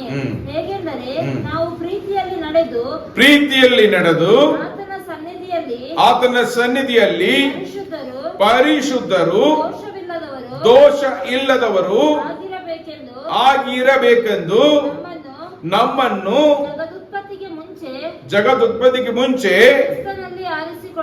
ಕ್ರಿಸ್ತನಲ್ಲಿ ಆರಿಸಿಕೊಂಡನು. ನಮಗೆ ತುಂಬಾ ಖುಷಿ ಆಗಿದೆ. ನಾನು ಆರಿಸಲ್ಪಟ್ಟವನು. I am very special. God has chosen me. ವೇರ್ಪಡಿಸಿದ್ದಾರೆ, ನಮ್ಮನ್ನು ವೇರ್ಪಡಿಸಿದ್ದಾರೆ ಅಂದ್ರೆ ನಾವು ಬೇರ್ಪಡಿಸಲ್ಪಟ್ಟ ಜೀವನವನ್ನು ಜೀವಿಸಬೇಕು. ಒಂದೊಂದು ಕಾಲದಲ್ಲಿ ನೀವು ಒಂದೊಂದು ಹೆಜ್ಜೆ ಮುಂದೆ ಇಟ್ಟು ಸ್ಟೆಪ್ ಬೈ ಸ್ಟೆಪ್ ಮೇಲೆ ಕರ್ಕೊಂಡು ಹೋಗ್ತಾ ಇರುವರು. ಬಟ್ ಒಂದೊಂದು ಸ್ಟೆಪ್ ಅಲ್ಲಿಯೂ ನಮ್ಮ ಹೆಜ್ಜೆಗಳು ದೇವರಿಗೆ ಮೆಚ್ಚುಗೆಯಾಗಿರಬೇಕು. ಈ ಕಾಲ ಭಯಂಕರವಾದ ಪಾಪ ತುಂಬಿದ ದುಷ್ಟರು ಬದುಕುತ್ತಾ ಇರುವ ಕಾಲದಲ್ಲಿ ಇರುವುದರಿಂದ ದೇವರ ಮಕ್ಕಳಾಗಿರುವ ನಾವು ಶ್ರದ್ಧೆಯಿಂದ ದೇವರ ಕಟ್ಟಳೆಗಳನ್ನು ಹಿಂಬಾಲಿಸಿ ಪರಿಶುದ್ಧ ಜೀವನವನ್ನು ಜೀವಿಸಲೇಬೇಕು. ಇಲ್ಲಾದ್ರೆ ನಮ್ಮನ್ನು ಬೀಳಿಸಿಬಿಟ್ಟು ಹೋಗಿಬಿಡ್ತಾನೆ. ಆ ತಳ್ಳಲ್ಪಟ್ಟ ಸಭೆಯಲ್ಲಿ ಪಾಲುಗಾರ ಇರುವುದಕ್ಕಾಗಿ ಆರಿಸಲ್ಪಟ್ಟವರಲ್ಲ. ಹಲ್ಲೆಲೂಯಾ. ನಮ್ಮ ಸಭೆ ಒಯ್ಯಲ್ಪಡಬೇಕು. ನಾವೆಲ್ಲರೂ ದೇವರ ರಹಸ್ಯ ಆಗಮನದಲ್ಲಿ ರೂಪಾಂತರ ಹೊಂದಿ ಆತನೊಂದಿಗೆ ಸರ್ವ ಸದಾಕಾಲ ಬದುಕುವುದಕ್ಕೋಸ್ಕರ ನಾವು ನಮ್ಮನ್ನು ಸಿದ್ಧಪಡಿಸಿಕೊಳ್ಳಬೇಕು. ಹಲ್ಲೆಲೂಯಾ. ನೀವು ನಿಮ್ಮ ಮನೆಗಳಲ್ಲಿ ಇದನ್ನು ಸಾರಿ ಸುಮ್ಮನೆ ಲತಾರ್ಜಿಗಳಾಗಿ ಅವ್ರು ಮಾಡುವ ಪಾಪಗಳಿಗೆ ನೀವು ಅಪ್ರೂವಲ್ ಕೊಡಬಾರದು. ನೀವು ತಪ್ಪೊಂದು ಕಣ್ಣಿಗೆ ಕಂಡು ಬಂದ್ರೆ ತಪ್ಪೊಂದು ಸ್ಪಷ್ಟವಾಗಿ ಹೇಳುವ ಆ ಧೈರ್ಯ ಇರಬೇಕು ನಿಮಗೆ. ನೀವು ಕಾಂಪ್ರಮೈಸ್ ಮಾಡಿಕೊಂಡ್ರೆ ನಾಳೆ ಅವರು ಬಿದ್ದಿರುವಾಗ, ನಾಳೆ ಅವರು ಕೈ ಬಿಡಲ್ಪಡುವಾಗ ನೀವು ಅವರಿಗೆ ಸಹಾಯ ಮಾಡೋಕ್ಕಾಗಲ್ಲ. ಆ ಭಿಕ್ಷೆಕಾರನು ಅಬ್ರಹಾಮನ ಮಡಿಲಲ್ಲಿ ಅವನು ಇರುವಾಗ ಆ ಬೆಂಕಿಯಲ್ಲಿ ಬಿದ್ದಿದ್ದ ಆ ಶ್ರೀಮಂತನು ಕರೆಯುತ್ತಾನೆ ಸಹಾಯಕ್ಕೆ, ಒಂದು ಡ್ರಾಪ್ ನೀರನ್ನು ಕೊಡು. ಆಯ್ತಾ? ಅಂತರ ಇತ್ತು. ನೀವು ನಿಮ್ಮ ಮಕ್ಕಳು, ನಿಮ್ಮ ಕುಟುಂಬದಲ್ಲಿರೋರು, ನಿಮ್ಮ ಸ್ನೇಹಿತರು, ನಿಮ್ಮ ಗಂಡನೋ ನಿಮ್ಮ ಹೆಂಡತಿಯೋ ನರಕದಲ್ಲಿ ಹೋದ ಮೇಲೆ ಅವರಿಗೆ ರಕ್ಷಣೆ ಇಲ್ಲ, ಸತ್ತು ಹೋದ ಮೇಲೆ ರಕ್ಷಣೆ ಇಲ್ಲ. ನೀವು ಧೈರ್ಯವಾಗಿ ಸ್ಪಷ್ಟವಾಗಿ ದೇವರ ಮೇಲೆ ನಂಬಿಕೆ ಇಟ್ಟು ಪ್ರಾರ್ಥನೆ ಮಾಡಿ ಅವರಿಗೆ ಹೇಳಿಬಿಡಬೇಕು, ನೀನು ಪಾಪ ಮಾಡಿದರೆ ಪಾಪದ ಸಂಬಳ ಮರಣ, ನಿತ್ಯ ಮರಣ. ಮರಣ ಅಂತ ಹೇಳಿದ್ರೆ ನಿತ್ಯ ಮರಣ. ಹಲ್ಲೆಲೂಯ. ನಮಗಾಗಿ ಪ್ರಾಣ ಕೊಟ್ಟ ಒಬ್ಬ ದೇವರಿದ್ದಾರೆ. ಅವ್ರಿಗೆ ನೀವು ನೋವು ಕೊಡಬಾರದು. ಏನು ಕೊಡಬಾರದು? ಅಯ್ಯೋ ದಂಡನೆ ಸಿಕ್ಕದೆ ಹಂಗೆ ಇಲ್ಲ ರೀ. ಪ್ರಾಣ ಕೊಟ್ಟವರಿಗೆ ನೋವು ಉಂಟಾಗುತ್ತದೆ. ಅವ್ರ ಮನಸ್ಸನ್ನು ನೋಯಿಸಬಾರದು. ನಾವು ಮಾಡುವ ಪಾಪ ಅವ್ರ ಮನಸ್ಸನ್ನು ನೋಯಿಸಿದೆ. ಇವನಿಗೋಸ್ಕರ ನಾನು ಪ್ರಾಣ ಕೊಟ್ಟೆ, ಇವಳಿಗೋಸ್ಕರ ನಾನು ಪ್ರಾಣ ಕೊಟ್ಟೆ, ಇದನ್ನು ಮಾಡೋಕೆ ನೀವು ಆರಿಸಿಕೊಂಡೆ, ಇಂಥ ಅಸಹ್ಯ ಪಾಪ ಮಾಡೋಕೆ ಇವನಿಗೋಸ್ಕರ ನಾನು ರಕ್ತವನ್ನು ಸುರಿಸಿದೆ. ಆ ರೀತಿಯಲ್ಲಿ ದೇವರಿಗೆ, ಯೇಸು ಕರ್ತನಿಗೆ ನೋವು ಕೊಡಬಾರದು. ಈ ಕೃಪೆ ಕಾಲ ಮುಗಿದೋಗಿ ಬಿಡುತ್ತೇವೆ. ಕೃಪೆ ಕಾಲ ಕೊನೆ ಆಗುತ್ತೆ, ಅಷ್ಟೇ ಮುಗಿದೋಗುತ್ತೆ. ಉಪದ್ರವ ಕಾಲದಲ್ಲಿ ವಿಮೋಚನೆ ಇಲ್ಲ, ರಕ್ಷಣೆ ಇಲ್ಲ. ರಕ್ತಸಾಕ್ಷಿಯಾಗಿ ಜೀವ ಕೊಡಬೇಕು. ಇಲ್ಲಿ ನಾವು ಹೋಗಲೇಬಾರದು. ಕೃಪೆ ಕಾಲದಲ್ಲಿ ಒಯ್ಯಲ್ಪಡಬೇಕು. ಹಲ್ಲೆಲೂಯಾ. ಆದ್ರಿಂದ ಈ ವಾಕ್ಯವನ್ನು ಕೇಳ್ತಾ ಇರೋರು should be very serious about you and your family. ನೀವು ಒಂದು ವೇಳೆ ಒಬ್ಬರಾಗಿ ಬಂದಿರಬಹುದು, ಇಲ್ಲ ನಿಮ್ಮ ಕುಟುಂಬದಲ್ಲಿ ಎಲ್ಲರೂ ಇಲ್ಲಿ ಬಂದಿರಲಿಲ್ಲ, ಬಟ್ ನೀವು ಇದನ್ನು ಸೀರಿಯಸ್ ಆಗಿ ತಗೊಳ್ಳಿರಿ. ದೇವರ ಜೊತೆಗೆ ಮಾತನಾಡ್ತಾ ಇದ್ದಾರೆ. ನಿಮಗೆ ನಿಜವಾಗಿ ನಿಮ್ಮ ಕುಟುಂಬದ ಮೇಲೆಯೂ, ನಿಮ್ಮ ಮಕ್ಕಳ ಮೇಲೆಯೂ, ನಿಮ್ಮ ಫ್ರೆಂಡ್ಸ್ ಮೇಲೆಯೂ, ಈ ಮೈಸೂರು ಮೇಲೆ, ಈ ಕರ್ನಾಟಕ ರಾಜ್ಯದ ಮೇಲೆ, ಈ ಭಾರತ ದೇಶದ ಮೇಲೆ ಪ್ರೀತಿ ಇದ್ದರೆ ಈ ಹೊತ್ತಿಂದ ಈ ವಿಷಯಕ್ಕಾಗಿ, ಸಭೆಗಳಿಗಾಗಿ, ನಿಮ್ಮ ಕುಟುಂಬದ ರಕ್ಷಣೆಗಾಗಿ, ಅವರ ಪರಿಶುದ್ಧ ಜೀವನಕ್ಕಾಗಿ ನೀವು ಮೊಳಗಾಳಿಯಲ್ಲಿ ಕಣ್ಣೀರಾಗಿ ಪ್ರಾರ್ಥನೆ ಮಾಡುವರಾಗಿ ಬದಲಾಗದು. ಒಪ್ಪಿಸಿಕೊಡಿರಿ. ಹಲ್ಲೆಲೂಯಾ. ಖಂಡಿತವಾಗಿ ನಿಮ್ಮನ್ನು, ನಿಮ್ಮ ಕುಟುಂಬವನ್ನು ದೇವರು ರಕ್ಷಿಸುವರು. ರಹಸ್ಯ ಆಗಮನದಲ್ಲಿ ನಾವು ಕುಟುಂಬ ಸಹಿತ ಒಯ್ಯಲ್ಪಡಬೇಕು. ನಾನು ನಂಬುತ್ತೇನೆ. ನೀವು ಖಂಡಿತವಾಗಿ ಮಾಡುವಿರಿ, ನಾನು ನಂಬುತ್ತೇನೆ. ಹಲ್ಲೆಲೂಯಾ. ಆದ್ರಿಂದ ಗಂಡನ್ನು ಹೆಂಡತಿ ಅಂತ ಬಂದ್ರೆ ಒಬ್ಬರಿಬ್ಬರನ್ನು ಬೈಯಬಾರದಿಲ್ಲ. ತಪ್ಪು ಮಾಡಿದ್ರೆ ಬೈಯೋದಕ್ಕೆ ಹೆಂಡತಿ, ತಪ್ಪು ಮಾಡಿದ್ರೆ ನಿಮ್ಮನ್ನು ತಿತ್ತುವುದಕ್ಕೆ ಗಂಡನು. ಇಲ್ಲಿ ತಿತ್ತಿದ್ರೆ ದಾರಿಯಲ್ಲಿ ನಿಮ್ಮನ್ನು ಸಮಾಜದಲ್ಲಿ ಯಾರಾದ್ರೂ ತಿತ್ತುವರು. ನಿಮ್ಮ ಮಕ್ಕಳನ್ನು ಮನೆಯಲ್ಲಿ ತಿದ್ದುತ್ತಾರೆ, ಬೈತಾರೆ. ಅವರು ಬೈದು ಹೋದ್ರೆ ಸ್ಕೂಲಲ್ಲಿ ಇಲ್ಲ ಕಾಲೇಜಲ್ಲಿ ಯಾರಾದ್ರೂ ಒಬ್ರು ಬೈವರು. ನೀವು ಮನೆಯಲ್ಲೇ ಅವರನ್ನು ಸರಿಪಡಿಸಿರಿ. ಹಾಗಾದ್ರೆ ಅವ್ರು ಹೊರಗಡೆ ಸಾಕ್ಷಿಯಾಗಿ ಬದುಕುವರು. ಈ ರಹಸ್ಯ ಗೊತ್ತಿಲ್ಲ. ನನ್ನ ಬೈತ. ಅಯ್ಯ, ನಿನ್ ತಪ್ಪನ್ನು ಗಂಡತಿನ ಬಿಟ್ಟು ಯಾರು ಹೇಳ್ತಾರೆ? ಹೊಸದಾಗಿ ಯಾರು ಬರ್ಬೇಕು ಅದಕ್ಕೆ ಗಂಡನು ಹೆಂಡತಿ ಪಾಸಿಟಿವ್ ನೆಗೆಟಿವ್ ಇರುತ್ತೆ. ನಿಮ್ಮಲ್ಲಿ ಪಾಸಿಟಿವ್ ಇರೋದು ಅವರಲ್ಲಿ ನೆಗೆಟಿವ್ ಇರುತ್ತೆ. ನಿಮ್ಮಲ್ಲಿ ನೆಗೆಟಿವ್ ಅವರು ಪಾಸಿಟಿವ್. ಒಬ್ಬರು ಎಮೋಷನಲ್ ಆಗಿರ್ತಾರೆ, ಇನ್ನೊಬ್ರು ಕೂಲ್ ಆಗಿರ್ತಾರೆ. ನೀನು ನಂತರ ಎಮೋಷನಲ್ ಆಗಿದ್ರೆ ಇಬ್ಬರು ಜಗಳ ಆಡಿ ಜೀವನ ಮುಗಿದೋಗಿಬಿಡುತ್ತೆ. ಇವನು ಎಮೋಷನಲ್ ಆಗಿರೋರು ಕೂಲ್ ಆಗಿದ್ದು ಅವ್ರು ಹ್ಯಾಂಡಲ್ ಮಾಡಿ ಅವನು ಏನ್ ಮಾಡ್ತಾನೆ, ಸಮಾಧಾನ ಪಡಿಸ್ತಾನೆ. ಅದಕ್ಕೆ ಬೇರೆ ಬೇರೆ ರೀತಿಯಲ್ಲಿ ಇರೋ ಇಬ್ಬರನ್ನು ಏನ್ ಮಾಡ್ತಾರೆ, ಜೋಡಿಯಾಗಿ ದೇವರು ಮದುವೆಯಲ್ಲಿ ಸೇರಿಸ್ತಾರೆ. ಇರುವಾಗ ಅದನ್ನು ಅರ್ಥ ಮಾಡಿಕೊಂಡು, ಒಬ್ಬರಲ್ಲಿ ನೆಗೆಟಿವ್ ಇದ್ರೆ ಆ ನೆಗೆಟಿವ್ನೇ ಹೇಳಿಕೊಂಡು ಇರಬಾರದು. ನೀವು ಪಾಸಿಟಿವ್ ಆಗಿದ್ದೀರಲ್ಲ, ನಿಮ್ಮ ಪಾಸಿಟಿವ್ ಅವರಿಗೆ ಸಹಾಯ ಮಾಡಲಿ. ನಿಮ್ಮಲ್ಲಿರುವ ಪಾಸಿಟಿವ್, ಗಂಡನಲ್ಲಿರುವ ಪಾಸಿಟಿವ್ ಹೆಂಡತಿಗೆ ಸಹಾಯ ಮಾಡಲಿ. ಹೆಂಡತಿಯಲ್ಲಿರುವ ಪಾಸಿಟಿವ್ ಗಂಡನಿಗೆ ಸಹಾಯ ಮಾಡಲಿ. ಆ ರೀತಿಯಲ್ಲಿ ಮಾಡಿದರೆ ಆ ಕುಟುಂಬ ಯೇಸು ಕರ್ತನಲ್ಲಿ ನೆಲೆಗೊಂಡಿರುವುದು, ಬೆಳೆಯುವುದು ದೇವರ ಆಗಮನದಲ್ಲಿ, ರಹಸ್ಯಾಮದಲ್ಲಿ ಒಬ್ಬರೊಬ್ಬರಿಗೆ ಸಹಾಯ ಮಾಡಿ. ಸಮಸ್ಯೆ ಬಂದರೆ ಬಿಟ್ಟು ಹೋಗೋದಲ್ಲ ರೀ, ಆ ಸಮಸ್ಯೆಯನ್ನು ಸರಿಪಡಿಸಿಕೊಳ್ಳಬೇಕು ದೇವರ ಪಾದದಲ್ಲಿ. ಈ ಗಂಡನು ಹೆಂಡತಿ ಎಂದು ದೇವರು ಸೇರಿಸಿಬಿಟ್ರೆ ಅದನ್ನು ಮನುಷ್ಯನು ಏರ್ಪಡಿಸಲ್ಲ. ನೀವೇ ದೇವರ ಪಾದದಲ್ಲಿ ಅದನ್ನು ಸರಿಪಡಿಸಿಕೊಂಡು ಖುಷಿಯಾಗಿ ಬದುಕೋದಕ್ಕೆ ಕಲಿತುಕೊಳ್ಳಬೇಕು. ಇವನ ಜೊತೆಗೆ ನನ್ನ ಜೀವನ ಹಾಳಾಗಿ ಹೋಯ್ತೆ, ಇವಳ ಜೊತೆಗೆ ನನ್ನ ಜೀವನ ಹಾಳಾಗಿ ಹೋಯ್ತು ಹೇಳೋದು ದೇವರು ನಿಮಗೆ ಕೊಟ್ಟಿರೋ ಒಡನ್ಬಡಿಕೆ ವಿರುದ್ಧವಾದ ಮಾತು.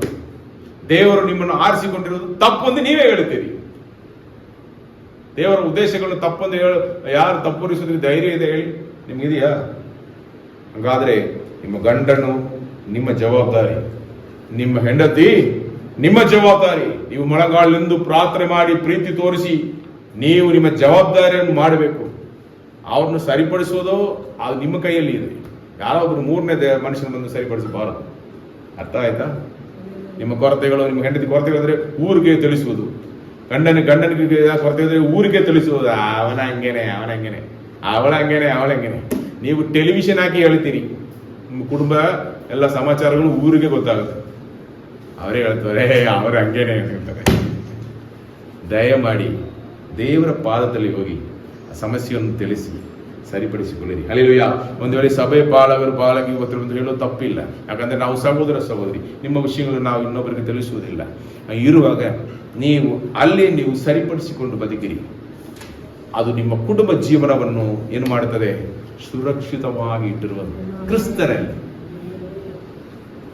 ಅದೇ ಇವತ್ತು ಈ ವಾಕ್ಯವನ್ನು ಕೇಳ್ತಾ ಇರುವ ನಿಮಗೆ ಒಂದೇ ಒಂದು ಮಾತು, ನೀತಿವಂತರು ಎಲ್ಲಾ ಕಷ್ಟಗಳಿಂದ ಬಿಡುಗಡೆ ಮಾಡುವ, ಕಾಪಾಡುವ ಒಬ್ಬ ದೇವರಿದ್ದಾರೆ, ನಮ್ಮೊಂದಿಗಿದ್ದಾರೆ. ದುಷ್ಟರಿಗೆ ನಾಶನ. ಆ ಒಂದು ದಾರಿಯಲ್ಲಿ ನಮಗೂ ಅವ್ರಿಗೂ ಏನು ಸಂಬಂಧ ಇಲ್ಲ. ಅವ್ರಿಗಾಗಿ ಪ್ರಾರ್ಥನೆ ಮಾಡ್ರಿ. ಮನ ತಿರುಗುವರು ಪರಲೋಕ ರಾಜ್ಯವನ್ನು ಪಡೆಯುವರು. ಮನ ತಿರುಗದೆ ಹೋಗುವರು. ನೋವಿನ ಕಾಲದಲ್ಲಿ ಜಲಪ್ರಳಯ ಬರುವಾಗ ಅವರೆಲ್ಲ ನಾಶವಾದರು. ಅದೇ ರೀತಿಯಲ್ಲಿ ಈ ಒಂದು ಭೂಮಿಯಲ್ಲಿ ಬದುಕುತ್ತಾ ಇರುವ ಜನರ ಮಧ್ಯದಲ್ಲಿ ನಾವು ಸಾಕ್ಷಿಗಳಾಗಿ ಬದುಕಿದರೆ, ನಾವು ಪ್ರಸಂಗ ಮಾಡೋದಕ್ಕೆ ಅವಶ್ಯಕತೆ ಇಲ್ಲ. ನಿಮ್ಮ ಸಾಕ್ಷಿಯೇ ದೇವರು ಯಾರೆಂದು ಅವರಿಗೆ ತೋರಿಸುತ್ತದೆ. ನಿಮ್ಮ ಪರಿಶುದ್ಧ ಜೀವನ, ನಿಮ್ಮ ಪ್ರೀತಿಯುಳ್ಳ ಜೀವನ, ನಿಮ್ಮ ದಯೆ, ನಿಮ್ಮ ಕರುಣೆ, ನಿಮ್ಮ ದೇವರು ಯಾರೆಂದು ಅವರಿಗೆ ತೋರಿಸಿಬಿಡುತ್ತೆ. ಅವರು ಹುಡುಕಿ ನಿಮ್ಮನ್ನು ಬಂದು ನನಗೂ ನಿಮ್ಮ ದೇವರು ಬೇಕು ಎಂದು ಬರುತ್ತಾರೆ. ಆ ರೀತಿಯಲ್ಲಿ ಬದುಕಿರಿ, ಸಾಕ್ಷಿಗಳಾಗಿ ಬದುಕಿರಿ. ಮೈಸೂರನ್ನು ಅಲ್ಲಾಡಿಸುವ ವಿಶ್ವಾಸಿಗಳಾಗಿ, ದೇವರಲ್ಲಿ ತರುವಂತ ವಿಶ್ವಾಸಿಗಳಾಗಿ, ದೇವರ ರಾಜ್ಯದಲ್ಲಿ ಜನರನ್ನು ತಂದು ಕೊಡುವಂತ ವಿಶ್ವಾಸಿಗಳಾಗಿ ನೀವು ಬದಲಾಗಲೇಬೇಕು. ಅದು ದೇವರ ಕಟ್ಟಲೆ, ಅದು ಪ್ರೀತಿಯಿಂದ ದೇವರು ಕೊಡುವ ಕಟ್ಟಲೆ. ಹಲ್ಲೆಲೂಯಾ. ರೆಡಿನಾ? Are you ready? Are you ready? I am also ready. ಬನ್ನಿರಿ, ಪ್ರಾರ್ಥನೆ ಮಾಡೋಣ. ಸರ್ವಶಕ್ತನು ಮಹೋನ್ನತನೂ ಆಗಿರುವ ಒಳ್ಳೆಯ ದೇವರೇ, ಅಪ್ಪ ತಂದೆ, ನಿಮ್ಮ ಪ್ರೀತಿ ಕರುಣೆಗಾಗಿ ನಿಮಗೆ ಸ್ತೋತ್ರ. ಈ ದಿನ ನಮ್ಮೊಂದಿಗೆ ಮಾತನಾಡಿದ ದಯೆಗಾಗಿ ನಿಮಗೆ ಸ್ತೋತ್ರ ಸ್ವಾಮಿ. ಅಪ್ಪ, ಎಷ್ಟು ಸ್ಪಷ್ಟವಾಗಿ ನಮ್ಮೊಂದಿಗೆ ಮಾತನಾಡಿದ್ರಿ ಸ್ವಾಮಿ. ಈ ವಾಕ್ಯವನ್ನು ಹಿಡಿದುಕೊಂಡು ನಡೆಯಲಿಕ್ಕೆ ಸಹಾಯ ಮಾಡಪ್ಪ.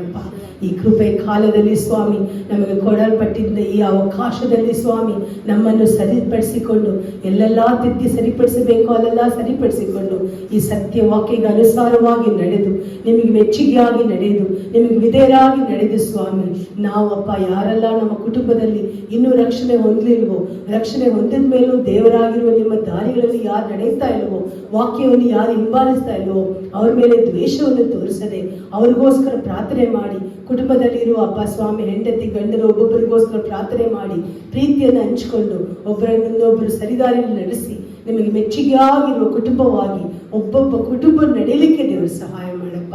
ರಾಜನೇ, ಪ್ರಾರ್ಥನೆ ವೀರಗಳನ್ನು ಎಬ್ಬಿಸಿ ಸ್ವಾಮಿ, ಕುಟುಂಬದಲ್ಲಿ ಎಲ್ಲರೂ ಸ್ವಾಮಿ ತನ್ನ ತಾಯಿಗಾಗಿ, ತಂದೆಗಾಗಿ, ಸಹೋದರನಿಗಾಗಿ, ಸಹೋದರಿಗಾಗಿ, ಹೆಂಡತಿಗಾಗಿ, ಗಂಡನಿಗಾಗಿ, ಮಕ್ಕಳಿಗಾಗಿ ಕಣ್ಣೀರು ಹಾಕಿ ಮೊಣಗಾಲಲ್ಲಿ ಪ್ರಾರ್ಥನೆ ಮಾಡಿ ಕುಟುಂಬವನ್ನೇ ಸಭೆ ಎತ್ತಲ್ಪಡುವಾಗ, ಒಯ್ಯಲ್ಪಡುವಾಗ ಒಬ್ಬೊಬ್ಬ ಕುಟುಂಬನ ಸಭೆಯಲ್ಲಿರುವ ಎಲ್ಲ ಕುಟುಂಬಗಳು, ಮಕ್ಕಳು, ಯೌವನಸ್ಥರು ಸ್ವಾಮಿ ಅಪ್ಪ ಸಭೆಯೊಂದಿಗೆ ಒಯ್ಯಲ್ಪಡಲಿಕ್ಕೆ ದೇವರು ಸಹಾಯ ಮಾಡಿ ಸ್ವಾಮಿ.